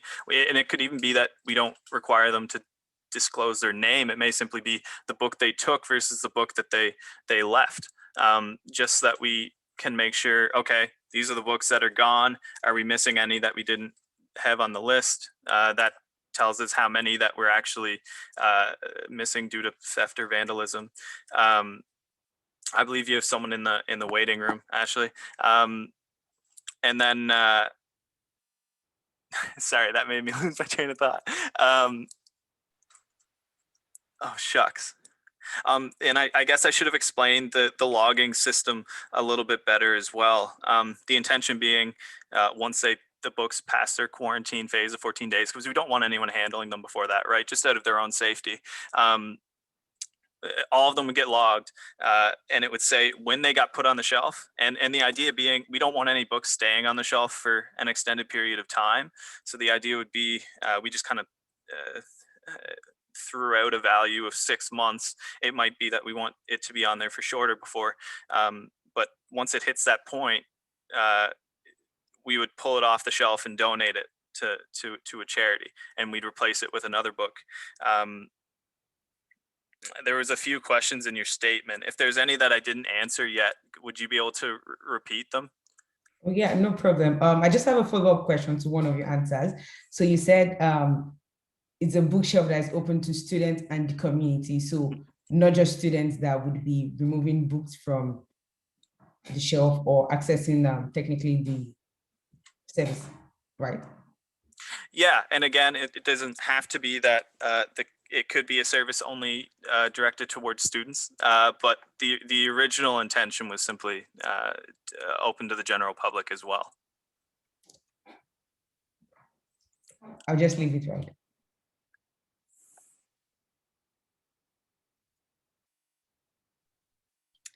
Okay, were there any other questions or suggestions for Jeremy on this initiative? I see Jose. Yeah, the only other thing that came to mind is that, Jeremy, when I was looking into what services other universities don't offer or offer that the UPSU doesn't, and I found about, and that's how I came up with the video game co-op idea. I did see that many SUs around Canada offer a service along the lines of what you want to implement. So I would definitely say that there is people that we could ask how they put their services together and stuff like that. On that same kind of idea, from what I've noticed, a lot of them were sticking to non-academic writing, so things like fiction and comics, manga, etc. And it did seem like, from what I know from the little research that I did for services, it seems like students were vibing with that service. So good job on this idea. Definitely excited to see where this goes, but we should definitely do some research on how the other universities implement that, and maybe even do like a survey to campus to see like if students would be interested in seeing this, and if so, what type of reading material they would like to see. Okay. At this time, I think I would suggest Jeremy possibly making a motion to send this to NIFT committee for investigation. Does that sound? How does that sound to you? That sounds perfect. It sounds like it does need to get dug into a little bit more, and I'd be absolutely fine with that. Okay, great. So, would you like to make a motion to that effect? Yes, and I apologize if I don't phrase this correctly. I'd like to raise a motion to move the book exchange proposal to the NIFT committee for consideration and looking into. Is that about right? That is great. Yes. Okay. Thank you so much for your motion. Can I get a seconder for that motion, please? Seconded by Sam, the education rep. Jeremy, would you like to speak to your motion? No, I'm just really happy that we could have a discourse on this. I hope it does end up, if it does get implemented, being something that provides students with another healthy way of, spending their time and relieving stress. Great. Is there anyone else who would like to speak to this motion? Seeing none, we will move to a vote. All in favor of having the book exchange proposal go to the NIFT committee for investigation, all opposed, and those who wish to abstain.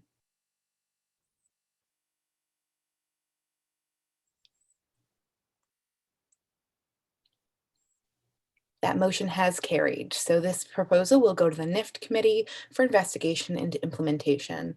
Jeremy, do you currently sit on that committee? I believe no.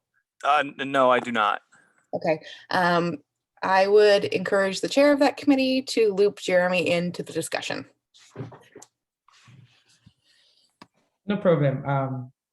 Just watch out for your email. Great. Thanks, Tolu. We'll now move on to the next point on the agenda for this evening, which is update on in-person council meetings. So this was a discussion that came up at the last council meeting. It was brought up by Jennifer, who unfortunately isn't here. Oh, possibly is here this evening. I know she's also having connectivity issues. Internet services in rural PEI are not great. So I've investigated the feasibility of having council happening in person. Last semester, we kind of got to the stopping point where unfortunately security wasn't willing to have the building be open at the time that we usually have council.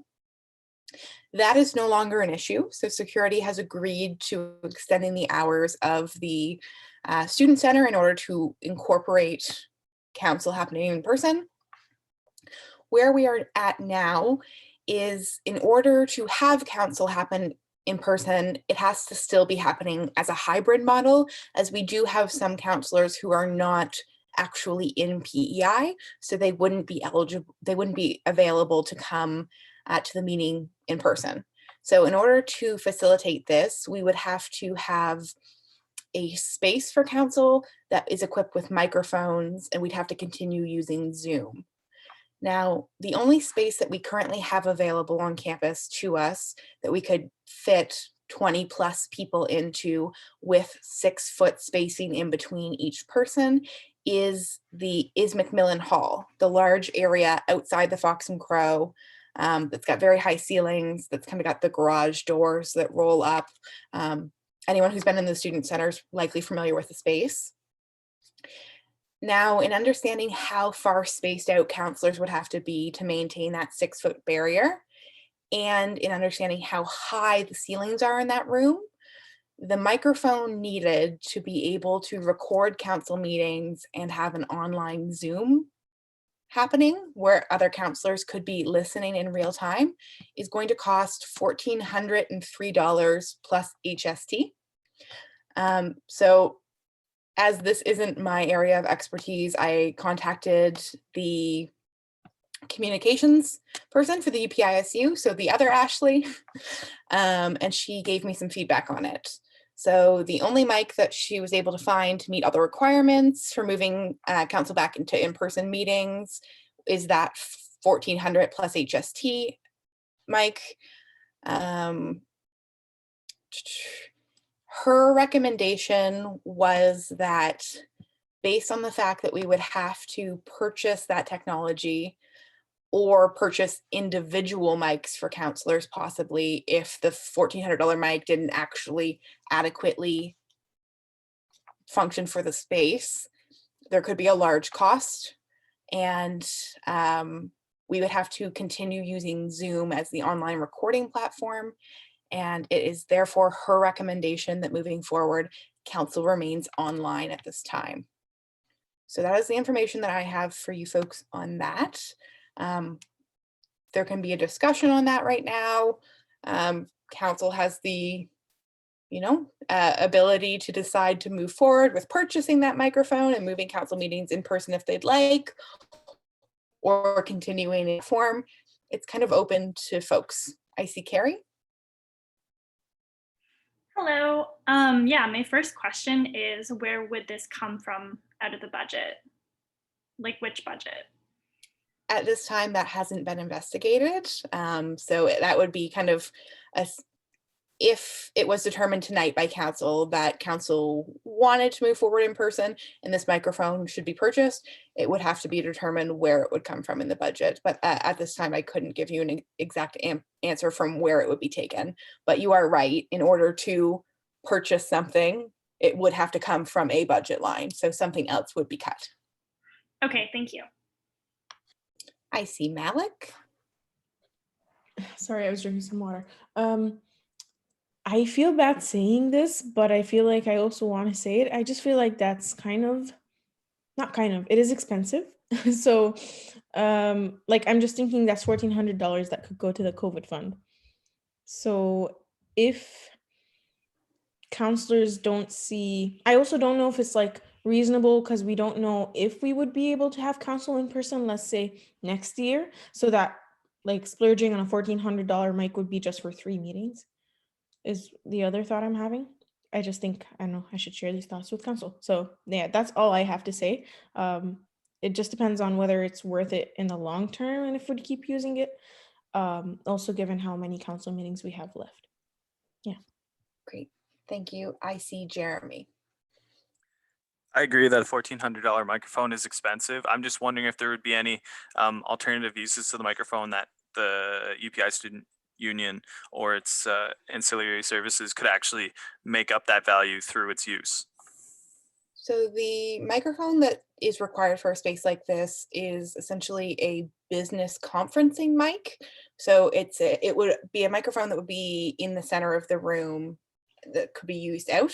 So it isn't specifically a mic that could be used for a future, podcast or something like that. It wouldn't be like a high quality audio mic, specifically designed for recording or anything like that. It is specifically designed for conference calls in large spaces. I'm not sure to what effect it could be, the use of this could be monetized to recuperate any of the costs, but definitely open to any suggestions.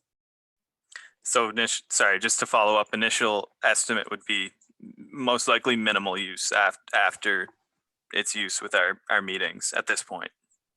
I mean, to be fair, council has always recorded its meetings, and that has always been done using a microphone. So to say that this microphone would be purchased only for 3 meetings this year would be incorrect. It would be used for recording of future council meetings, and it would provide a higher quality recording than our current microphone. The current microphone that we have was purchased 3 years ago.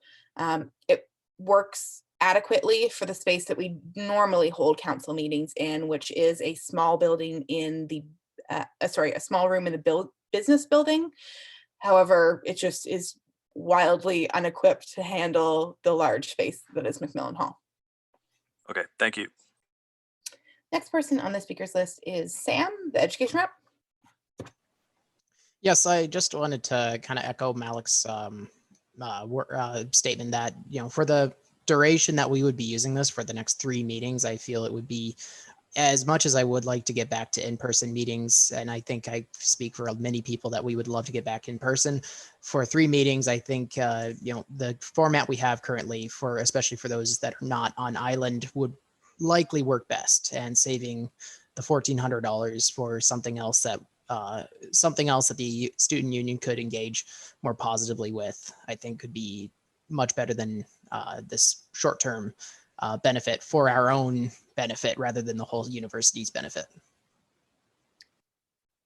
Okay, is there anyone else on the speakers list? Is there anyone else who wishes to be on the speakers list or to discuss this item? Seeing no one, in order to move forward, I'm not going to ask for a motion at this time. I'm going to do a straw poll to see the direction in which council would like to move. So I am launching the poll. It is not an official vote of council. It is a straw poll. If you are voting in favor, you are voting to in order to move council in person. If you are voting as opposed, it means that you would not be in favor of purchasing the microphone and you wish to continue online. I see Jeremy. I cannot vote. Because you're co-host, yes. Let me change that right now. Thank you. Thank you. That's why I have to spend so much time turning people on and off of co-hosts so that they can keep their voting privileges. Okay, so the straw poll is overwhelmingly against purchasing the microphone.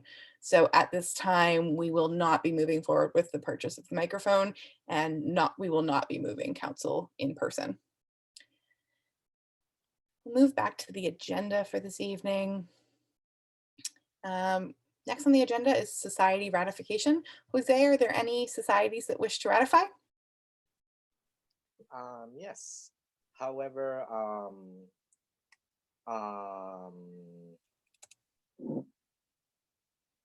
okay. Well, we'll go with the one that like. Okay. Sorry, I'm just trying to like figure out some thoughts. Yes, we would like to officially ratify the UPEI Gold Brigades. So basically, this group is the UPEI Gold Brigades is an opportunity for students to make sustainable impact in under-resourced communities while gaining valuable volunteer experience. The objective of the group is to participate in fundraisers leading up to the annual brigade. The brigades are aimed at resolving health and economic disparities while bettering people's lives. If you're someone who wants to help make big changes for the better, this is a club for you. Lynn and I have reviewed the constitution for that group, and we met with them. It seems like a nice group that will get students to have many volunteers and opportunities on campus, and most of their initiatives are towards fundraising. Yeah, that's the group. Okay, great. I will, sorry, I have a question in my chat, but I will answer it at a later date. Jose, I will accept that as a motion to approve the ratification of that society. Can I get a seconder for that motion, please? Seconded by Carrie. Jose, did you wish to speak to that motion? No, I'm excited to see what this group of people put up together on campus, and they were really enthusiastic when we met with them. So I'm looking forward to this. Plus, they're partnering up with an external organization. So we're excited to see what type of work they do with the UPISU. Awesome. And now we can go to the second group. Oh, great. So yeah, I want to make two separate motions for this because for the other group, if they're going to be two separate motions, this motion's already on the floor. So we're going to have to vote on this and then come back. Yep, sounds good. Okay. Is there anyone else who wishes to speak to the ratification of the Global Brigade Society? Seeing none, we will move to a vote. All in favor, all opposed, any abstentions?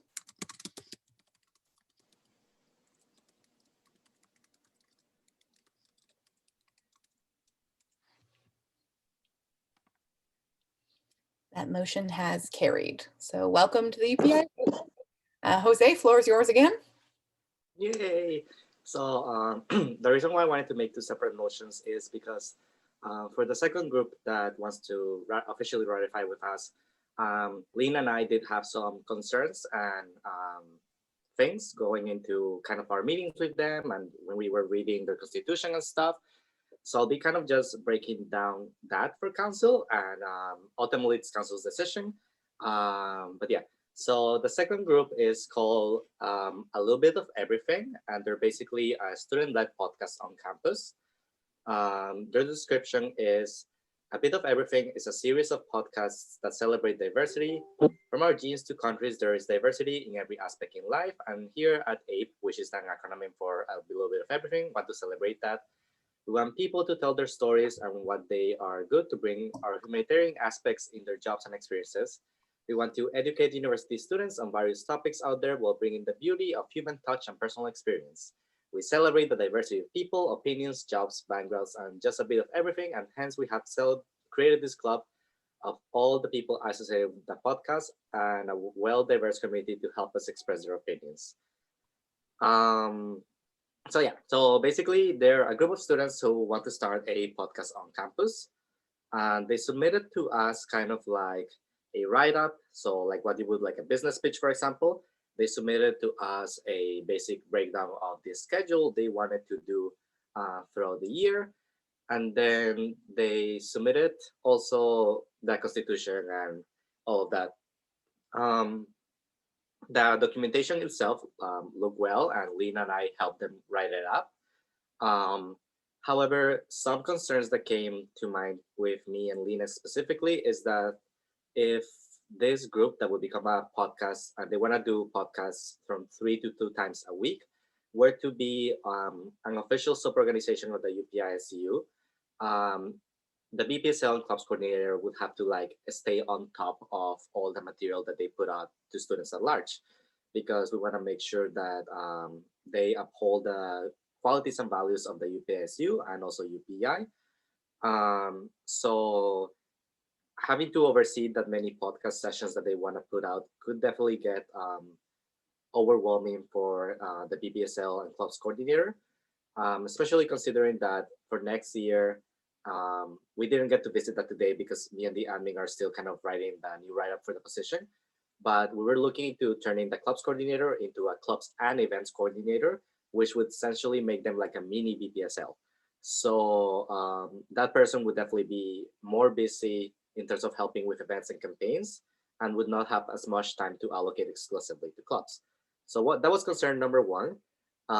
Concern number two is that both the people who conform the executive team for this group, or who want to conform the team for this executive group, they are currently executive members of other clubs.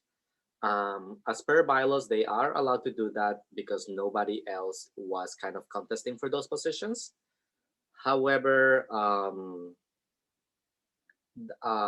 from that perspective of the club's coordinator and also my perspective, those students haven't really put a lot of time in terms of making the current groups they already manage. The word is not successful, but they haven't put a lot of work in towards those groups. So we are concerned that we're giving them an extra group on top of the one that they already have. And we don't know if that would be a good idea because they haven't done much with the current groups they have. And then third concern was just that in the discussions with Lena and executive members at the office and even some counselors, there were definitely some concerns in terms of like how the podcast could be perceived at large by students in the UPEI community, as well as it would be hard to kind of fully oversee that project, if that just makes sense. So I'm putting the choice of whether we want to ratify up to everybody. But I just want to make it clear that there's definitely some extra concerns that come into mind with this specific group. And I just wanted to see like, yeah. I see Malik. I think before you brought up your concerns, Jose, I just had also a little bit of similar concerns. Not that the SU oversees, excuse me, everything that clubs do, but that the clubs as a basically they fall under the SU as an institution, that we do carry some responsibility with what clubs carry out. So my concern was that they don't even have like a general outline of what the topics they would tackle would be, and that could possibly be an issue that we would run into. So I just wanted to highlight that that was also a concern that I was thinking of, is the topics and their approach to the topics. Yeah. To speak to that, they did give us an outline. However, Lena and I pointed out that they wanted to like put out 3 podcasts a week, which is a little bit overwhelming considering that there's full-time students, and from my understanding, they also have jobs and they also have the clubs they're already running. And also, the concerning part with the schedule was that they already had some ideas for the guest speakers that they were going to have, but they hadn't really contacted a variety of the people who they were thinking about having as guest speakers, which was definitely a concern because when they submitted to us, it seemed more like that was their definite schedule and those people were already kind of gonna be the guest speakers, when in reality, a lot of these people didn't know that they were gonna be guest speaking about this, including myself and somebody else on council. So yeah, some other opinions? I see Sam McLean. So I'm a bit confused to what this group is gonna do. So they want to be a club, but the club is starting a podcast. So say if I was like, hey, can I join your podcast club? Would they be like, no, sorry, like we're doing this podcast? Like, why do they want to be a group? Are they just looking for funding or? Well, from what I understand, definitely funding is a big reason on why they are pursuing this as a club initiative. The way they kind of advocated about it to me and Lena was that it is kind of a student-led project, which kind of involves other students because a lot of the guest speakers that they have are other students on campus. So that was kind of like the approach they were taking. They were like, students will get involved with the club because We need help with ideas. We need more guest speakers. We need different people for the podcast. So that's kind of like the approach that we're taking towards explaining the club to me and Lena. And Lena and I were still a little bit like, but if you want me to give you like a couple more details, I guess it would be like from the schedule they gave us, there were sessions talking about taxes or how to do your banking information, but then there were informational sessions about dating and online dating, and it was literally a little bit about everything. They have like different sessions and different topics. Yes. Thank you. I see Sam, the education rep. Yes, it sounds like an interesting proposal for a society. I wonder if this would be better suited to see about exploring the possibility of getting them organized with the cadre, or incorporating this with the cadre instead of having them as a dedicated separate society. Because I am a little bit concerned, like if they are a society, they would be conditioned, their podcast would be conditional or would need to be approved by the VPSL. However, I think if we incorporated this into the cadre, it could be more in line with representing the student's voice rather than being as a society. And I do agree with us, Samantha McLean's concerns about who could be a member of this. Would it be an exclusive society, or would it be open to anyone who wishes to join? I can say that Lena and I didn't look into the possibility of throwing this initiative to the cadre, but that's definitely a good idea, and I wrote it down, and I might be looking into that.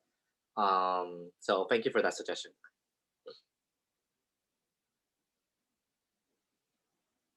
I see Malik. Yeah, not to make this super long, but I like the idea of it being incorporated in the cadre. Just two kind of concerns that come up in my mind is the cadre are hired student positions.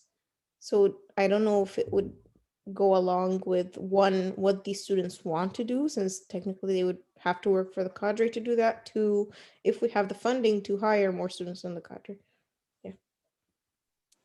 The other point of information I would offer about that is the cadre does operate independently of the UPISU, so it would be unwise for the UPISU to tell the cadre that they were now doing this service.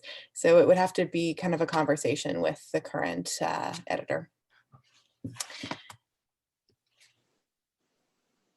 If there is nothing else, Jose, how did you wish to proceed with this?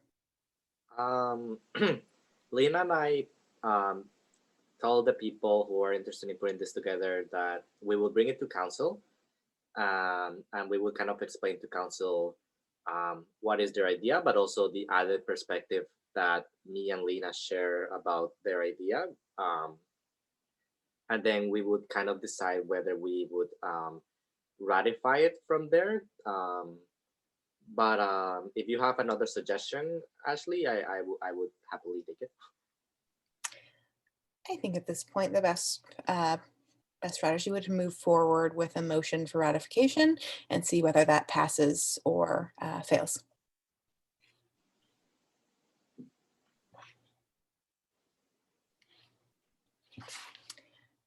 Jose, would you like to make that motion? Yeah. So I guess I would like to make a motion to see if we want to ratify a little bit of everything as an official club/society sub-organization of the UPISU. Great, thank you very much for my motion. Can I get a seconder for that motion, please? Seconded by Sam, the education rep. Jose, would you like to speak to this motion?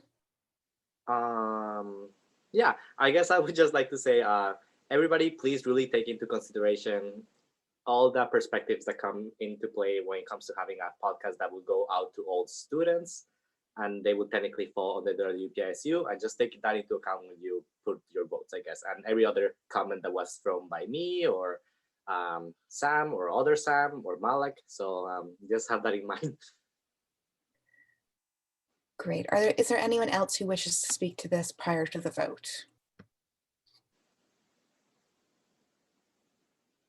Seeing none, we will move to a vote using the polling function. All in favor of ratification?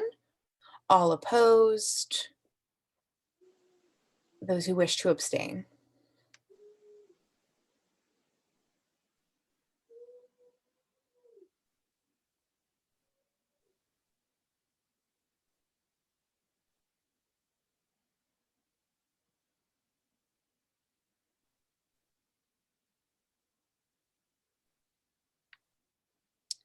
I'm seeing that there are a few counselors who still have not submitted votes. I'll leave it open for a couple more seconds as it is very close between in favor and opposed.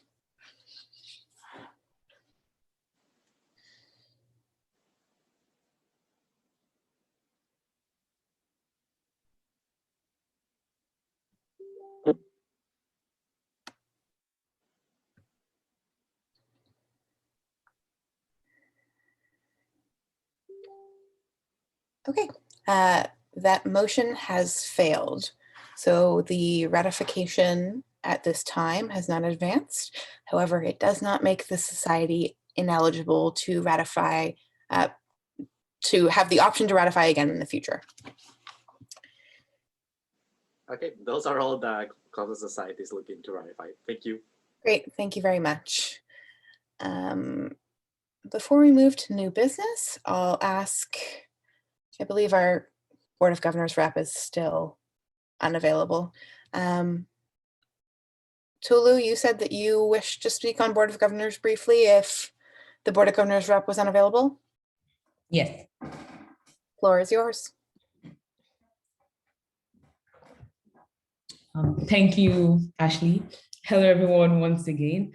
So the Board of Governors Committee had an emergency meeting to disapprove a third eyes rink for the Bell Alliance Center. So just a brief context to why there was a disapproval.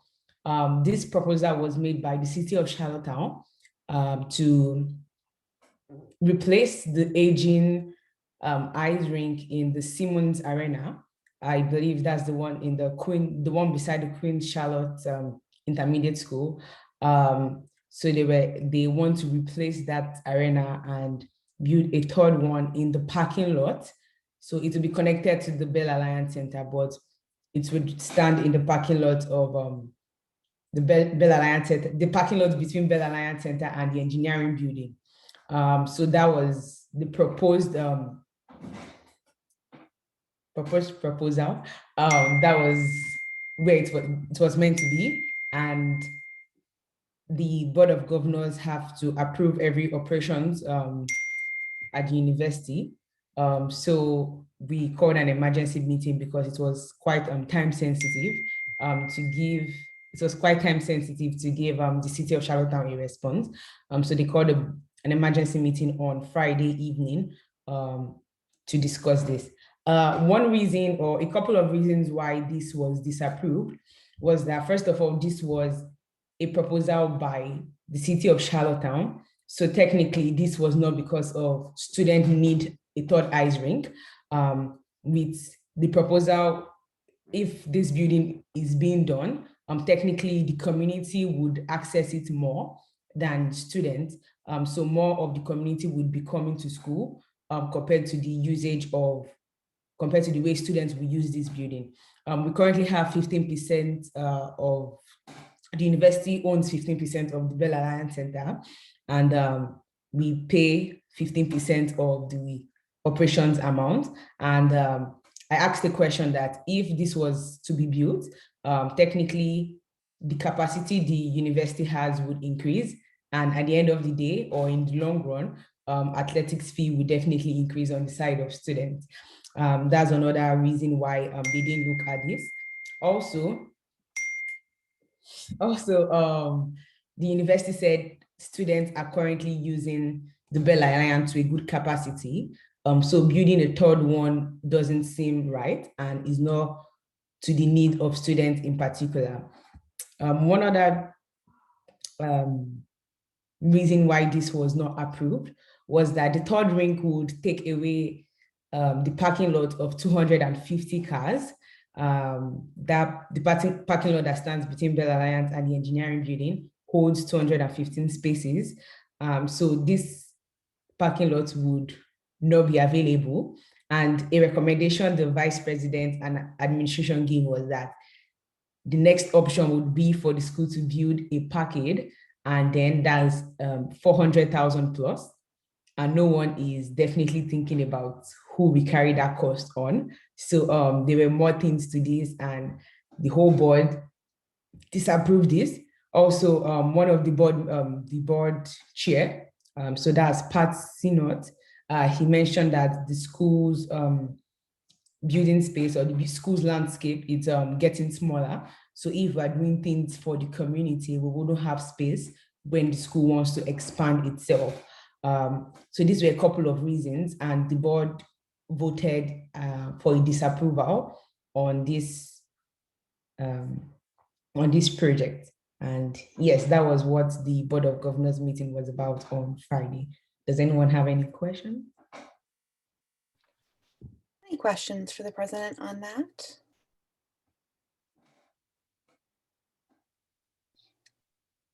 Seeing none, we will move on to new business for this evening. Is there any new business at this time? No, I could hear it.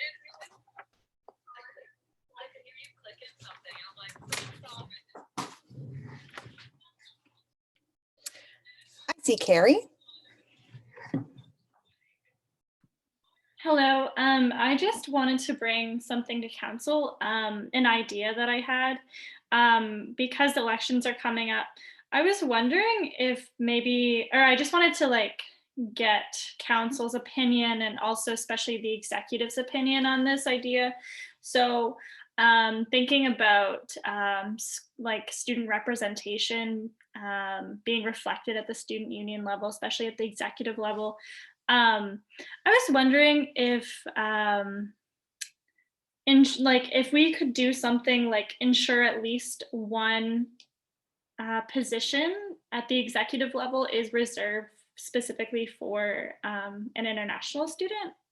So I'm really thinking about representation and making sure that there is a position like that or a position filled at least by one international student to keep council and especially the executive positions reflective of the student body. So I just wanted to hear about, I just wanted to bring this idea forward and ask what you folks think about that.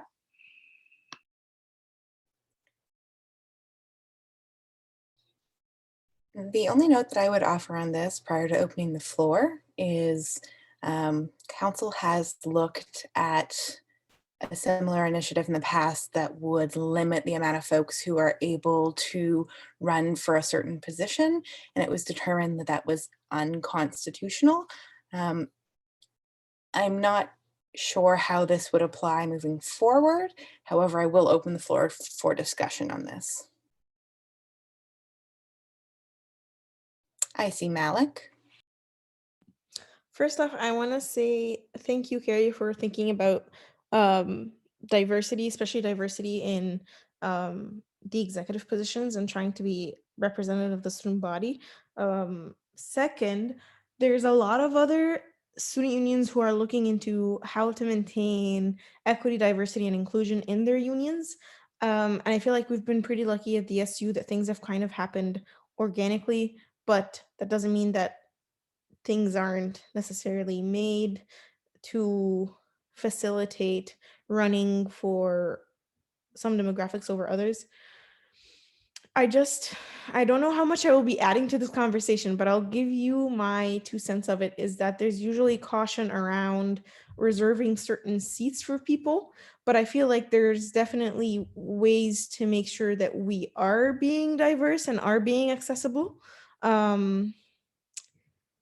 My suggestion would be possibly looking at some sort of EDI committee or EDI kind of plan rather than reserving of certain seats. But I don't know if that's the best option. I'll stop there. Next on the speakers list is Tulu. Thank you very much. Hello, Carrie, and good initiative, should I say. I would just like to mention that we can't necessarily handpick students that would run. Like Malak mentioned, we are really lucky to have a full international body this year. I, for one, I don't even know who the students that are running for this upcoming elections, but we can't definitely handpick them. And it's one's choice to go ahead with running or not. I definitely would love to see representation and to see international students being engaged in so many ways with the union. But I just feel we can't also limit this position to, or limit specific positions to the international community. As one of the student union, mission is to represent all students in whatever best way. And so that's how we are doing it. And yeah, thank you. I see Jeremy. Yeah, I apologize. I usually like to try to bring something constructive up with a comment that's a critique. However, I don't have anything original to provide in that end, other than probably leaning towards what Malik supposed. But I do have to speak out against the idea of pre-selecting at least one position, or not, maybe not pre-selecting, but having the requirement that one position be filled by an international student, because while that does work in an organization with some affirmative action policies, it wouldn't work in a democratic institution in which everyone and anyone should be given the right to, as long as they meet the requirements of the position, being that aren't based on those factors, to be able to run for those positions. So if someone won democratically and then they weren't allowed to fill the position because they didn't meet a factor after the fact, I don't think that would be appropriate.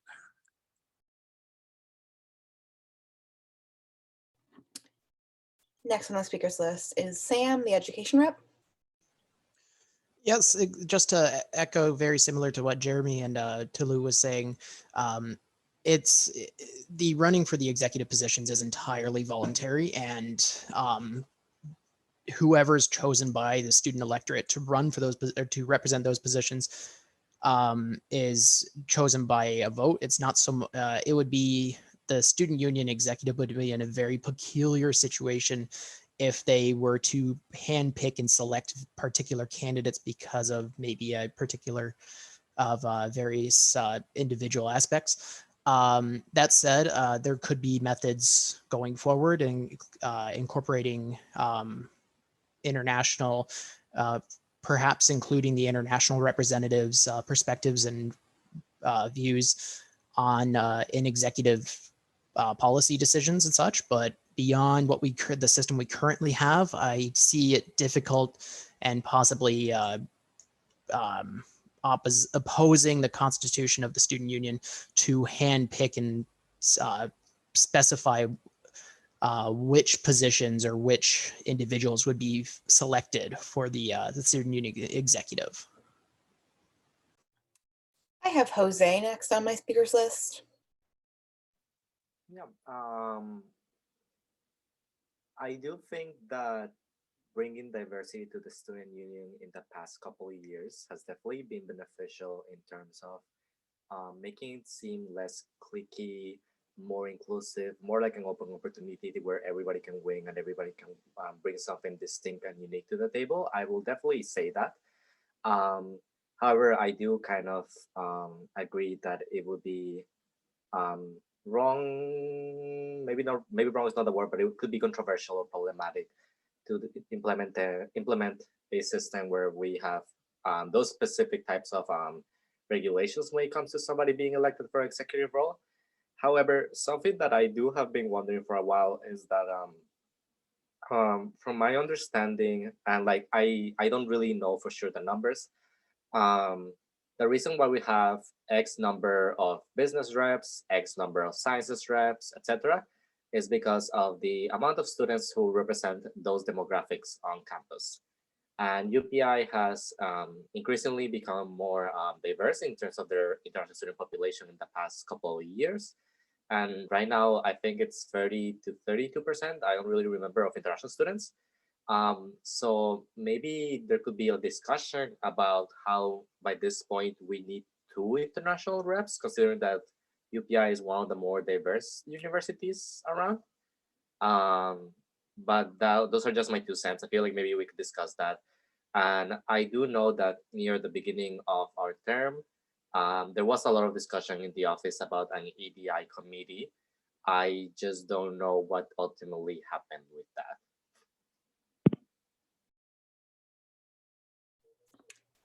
Next person I have on the speakers list is Malik. Yes, hello everyone, it's me again. I just wanted to say that it is important to be proactive. So saying that maybe that's not the best avenue to go about, making the positions accessible or diverse. I think that we should pursue other avenues to make sure that we are implementing or not implementing, but making sure that positions at the UPEI-SU are accessible, are inclusive, and are diverse. So I am leaning also towards having some sort of EDI initiative, whether that be a committee, a plan, some sort of EDI mechanism to keep the SU on catch the momentum and keep moving forward when it comes to EDI, because I think that that's the general direction that a lot of student governments are moving towards. And I think that given that we've already been so lucky with the kind of natural movement towards EDI, that we should have something in place to keep it that way. So not completely shutting down the initiative, but maybe looking at the better avenues to make sure that we do have EDI. To that effect, Malik, did you wish to move a motion? Actually, I think so. I would like to raise a motion to, I don't have anything binding, but I want to kind of, and if you could help me out with this, Ashley, that would be great, kind of move towards the direction of studying what would be the best EDI practices at the institution. I don't know which committee that would go to, or My suggestion would be NIFT as well, just because it is a new and future initiative. I would suggest possibly doing wording around have NIFT investigate EDI committees at other institutions and make a recommendation on how to best implement EDI at the UPEI-SU. Yes, then that I would like to raise a motion that NIFT investigate EDI best practices for the UPEI-SU moving forward. Great, thank you for your motion. Can I get a seconder for that motion, please? Seconded by Carrie. Malik, would you like to speak to that motion? I think that that's the best direction moving forward to make sure that we are looking at EDI in our institution and making sure that we are inclusive, accessible, diverse, and equitable. Yeah, thank you. Is there anyone else who wishes to speak to this motion? I see Carrie. Thanks, Council, for having a good discussion about this. Yeah, this was totally a random idea that I just thought about, and I'm glad we could be honest and talk about our experiences and how we feel about this idea. So thank you. I see Tolu. Thank you, Chair, and thank you, Council, for considering this. We at NIFT to definitely do our work, but I'm so excited about EDI. I just want to throw it out there that I'm also part of the EDI committee on CASA. CASA recently just did something of collating EDI resources among universities within the CASA body. So this would be much more easier for us to take on, and we'll have more resources. And I can say on our part, we have definitely done well. This council has, the student union as a whole has done well with EDI. So I look forward to making this, working with everyone to making this a long-term goal. Thank you. Okay, we'll now move to a vote on this motion. All in favor, all opposed, those who wish to abstain. This motion is the investigation of an EDI committee or an EDI best practices by the NIFT committee. If you wish to abstain, please indicate your name in the chat box.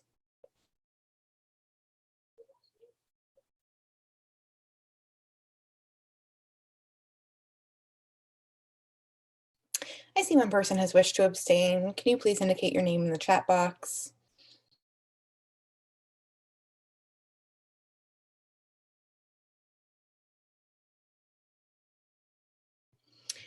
Thank you, Chioma, for your abstention. It is noted. That motion has carried. We are now on to new business. Is there any additional new business? I see Jeremy. I think we should revisit the discussion of possibly adding another international student rep based on the amount of international students that are now represented on campus. I would suggest that that be targeted by the NIFT committee in discussion with best practices for EDI. Does that sound appropriate to you, Jeremy? If the NIFT committee would like to examine it, absolutely. If there's any other discussion that wants to be done at this meeting, I would also promote having that happen now. I see Jose. Yes, I just wanted to thank Jeremy for echoing that point that I made earlier because I was gonna bring it up right now in new business. I guess a question that I was just gonna ask right now, it was like, actually, when and how do we look into, for example, with this type of things, like when do we look at when council needs an extra member for X population? Like how does that work? Or because I don't really know, so. So it would depend. So for the faculty rep, for example, there's a per capita. So for every 400 science students, there's an additional science representative added to the council. International rep does not have a per capita currently. So that would be a change to a bylaw, which would be the council bylaw, if that was something that would be of interest. Okay, thank you, Ashley. I'll write that down. It's important note to have. Thanks. Was there any other discussion on this point?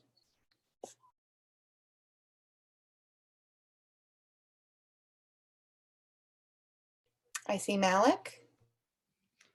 Maybe we should investigate also the possibility of looking at, I know that for faculty, it's 1 to 400 in terms of reps to student population, and that we're going to be looking at the same thing, or NIFT is going to be looking at the same thing for international students.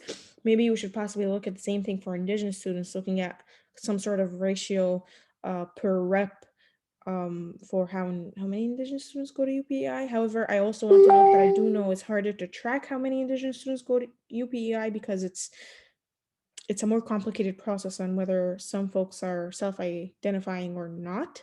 So yes, I was going to offer that as a point of information.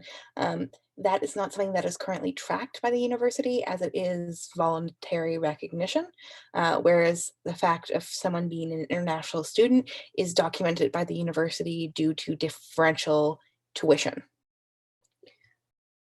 That is a great idea, Malik. It's been brought up previously. It's previously been investigated by the UPEI, and at this time is unfortunately not feasible. Was there any other discussion within this realm?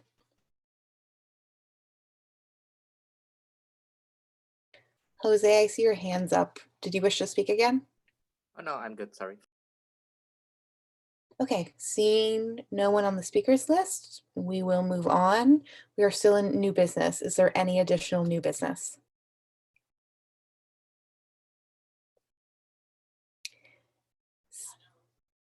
Jeremy, floor is yours.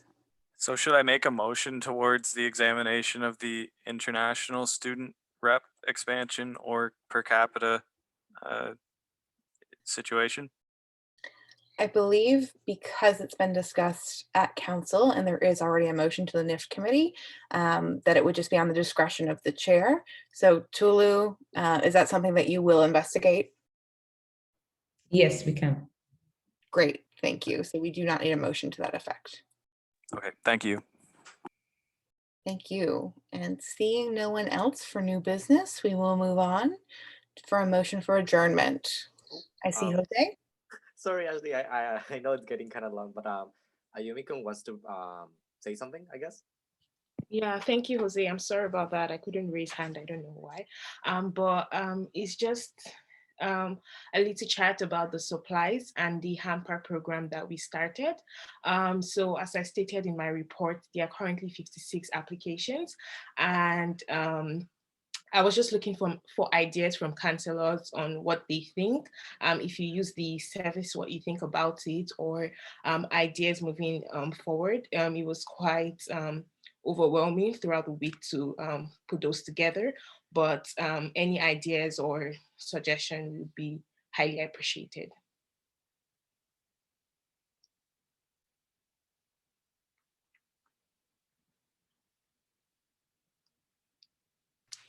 Sorry, Ayumikan, I lost connection there for a minute. Was there anything else? I was just training out to counselors, any counselors that maybe use the service, what they think about it, what they think could be improved, or just any ideas moving forward for the hamper service or supplies. I think there might be a connection issue. I'm not hearing anything. It may be on my end. Can someone else let me know if they can hear me? I can hear you, Ashley. Okay, you can, it's just, I can't hear Ayumikan. Okay. Can you hear me? Okay. Ayumikan, if you could let me know in the chat if there is anything that I need to do with what you said. I don't know if there's emotion in there. I unfortunately cannot hear you. Motion, just idea.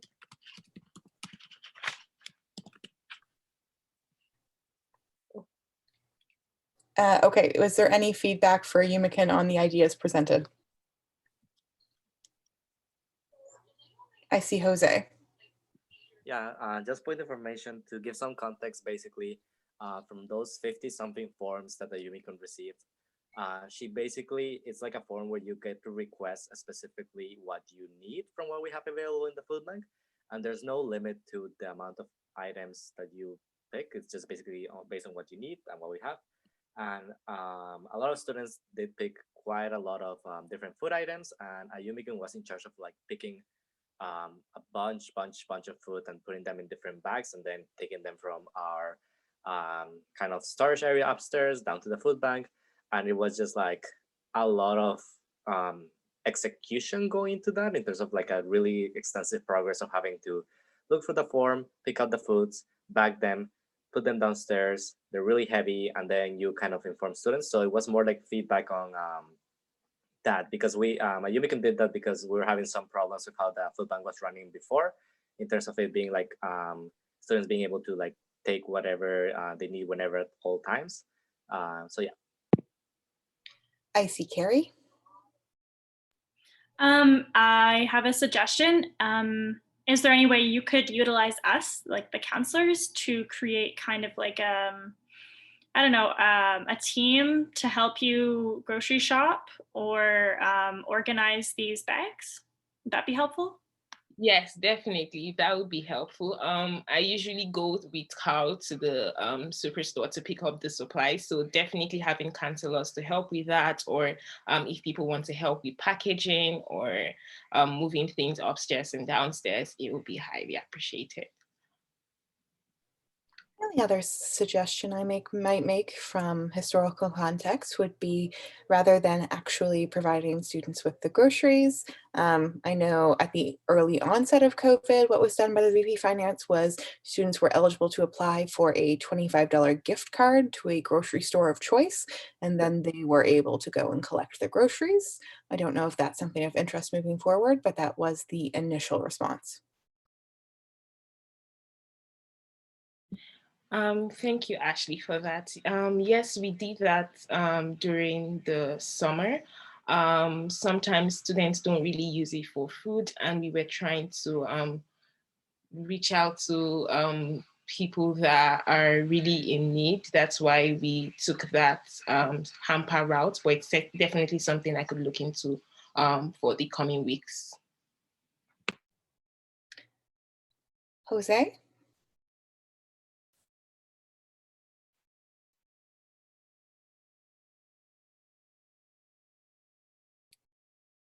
No, okay. Was there anything else on that topic or any other new business?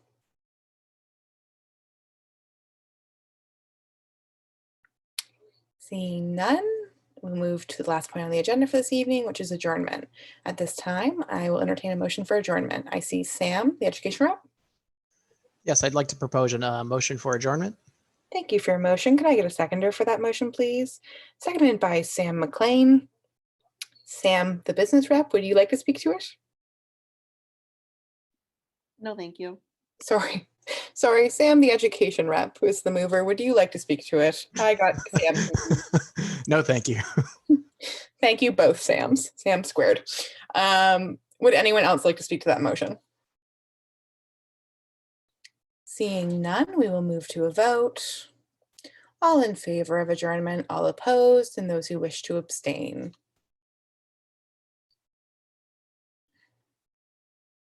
That motion has carried. We are officially adjourned at 8:42 p.m. Thank you, everyone, and have a great week. Thanks, everyone. Have a great week, and we'll see you on 14th, right? I'll check again. I believe the next council meeting is not on the 14th because that's during the break week. Okay, I believe that's the 21st then, correct? Let me double check.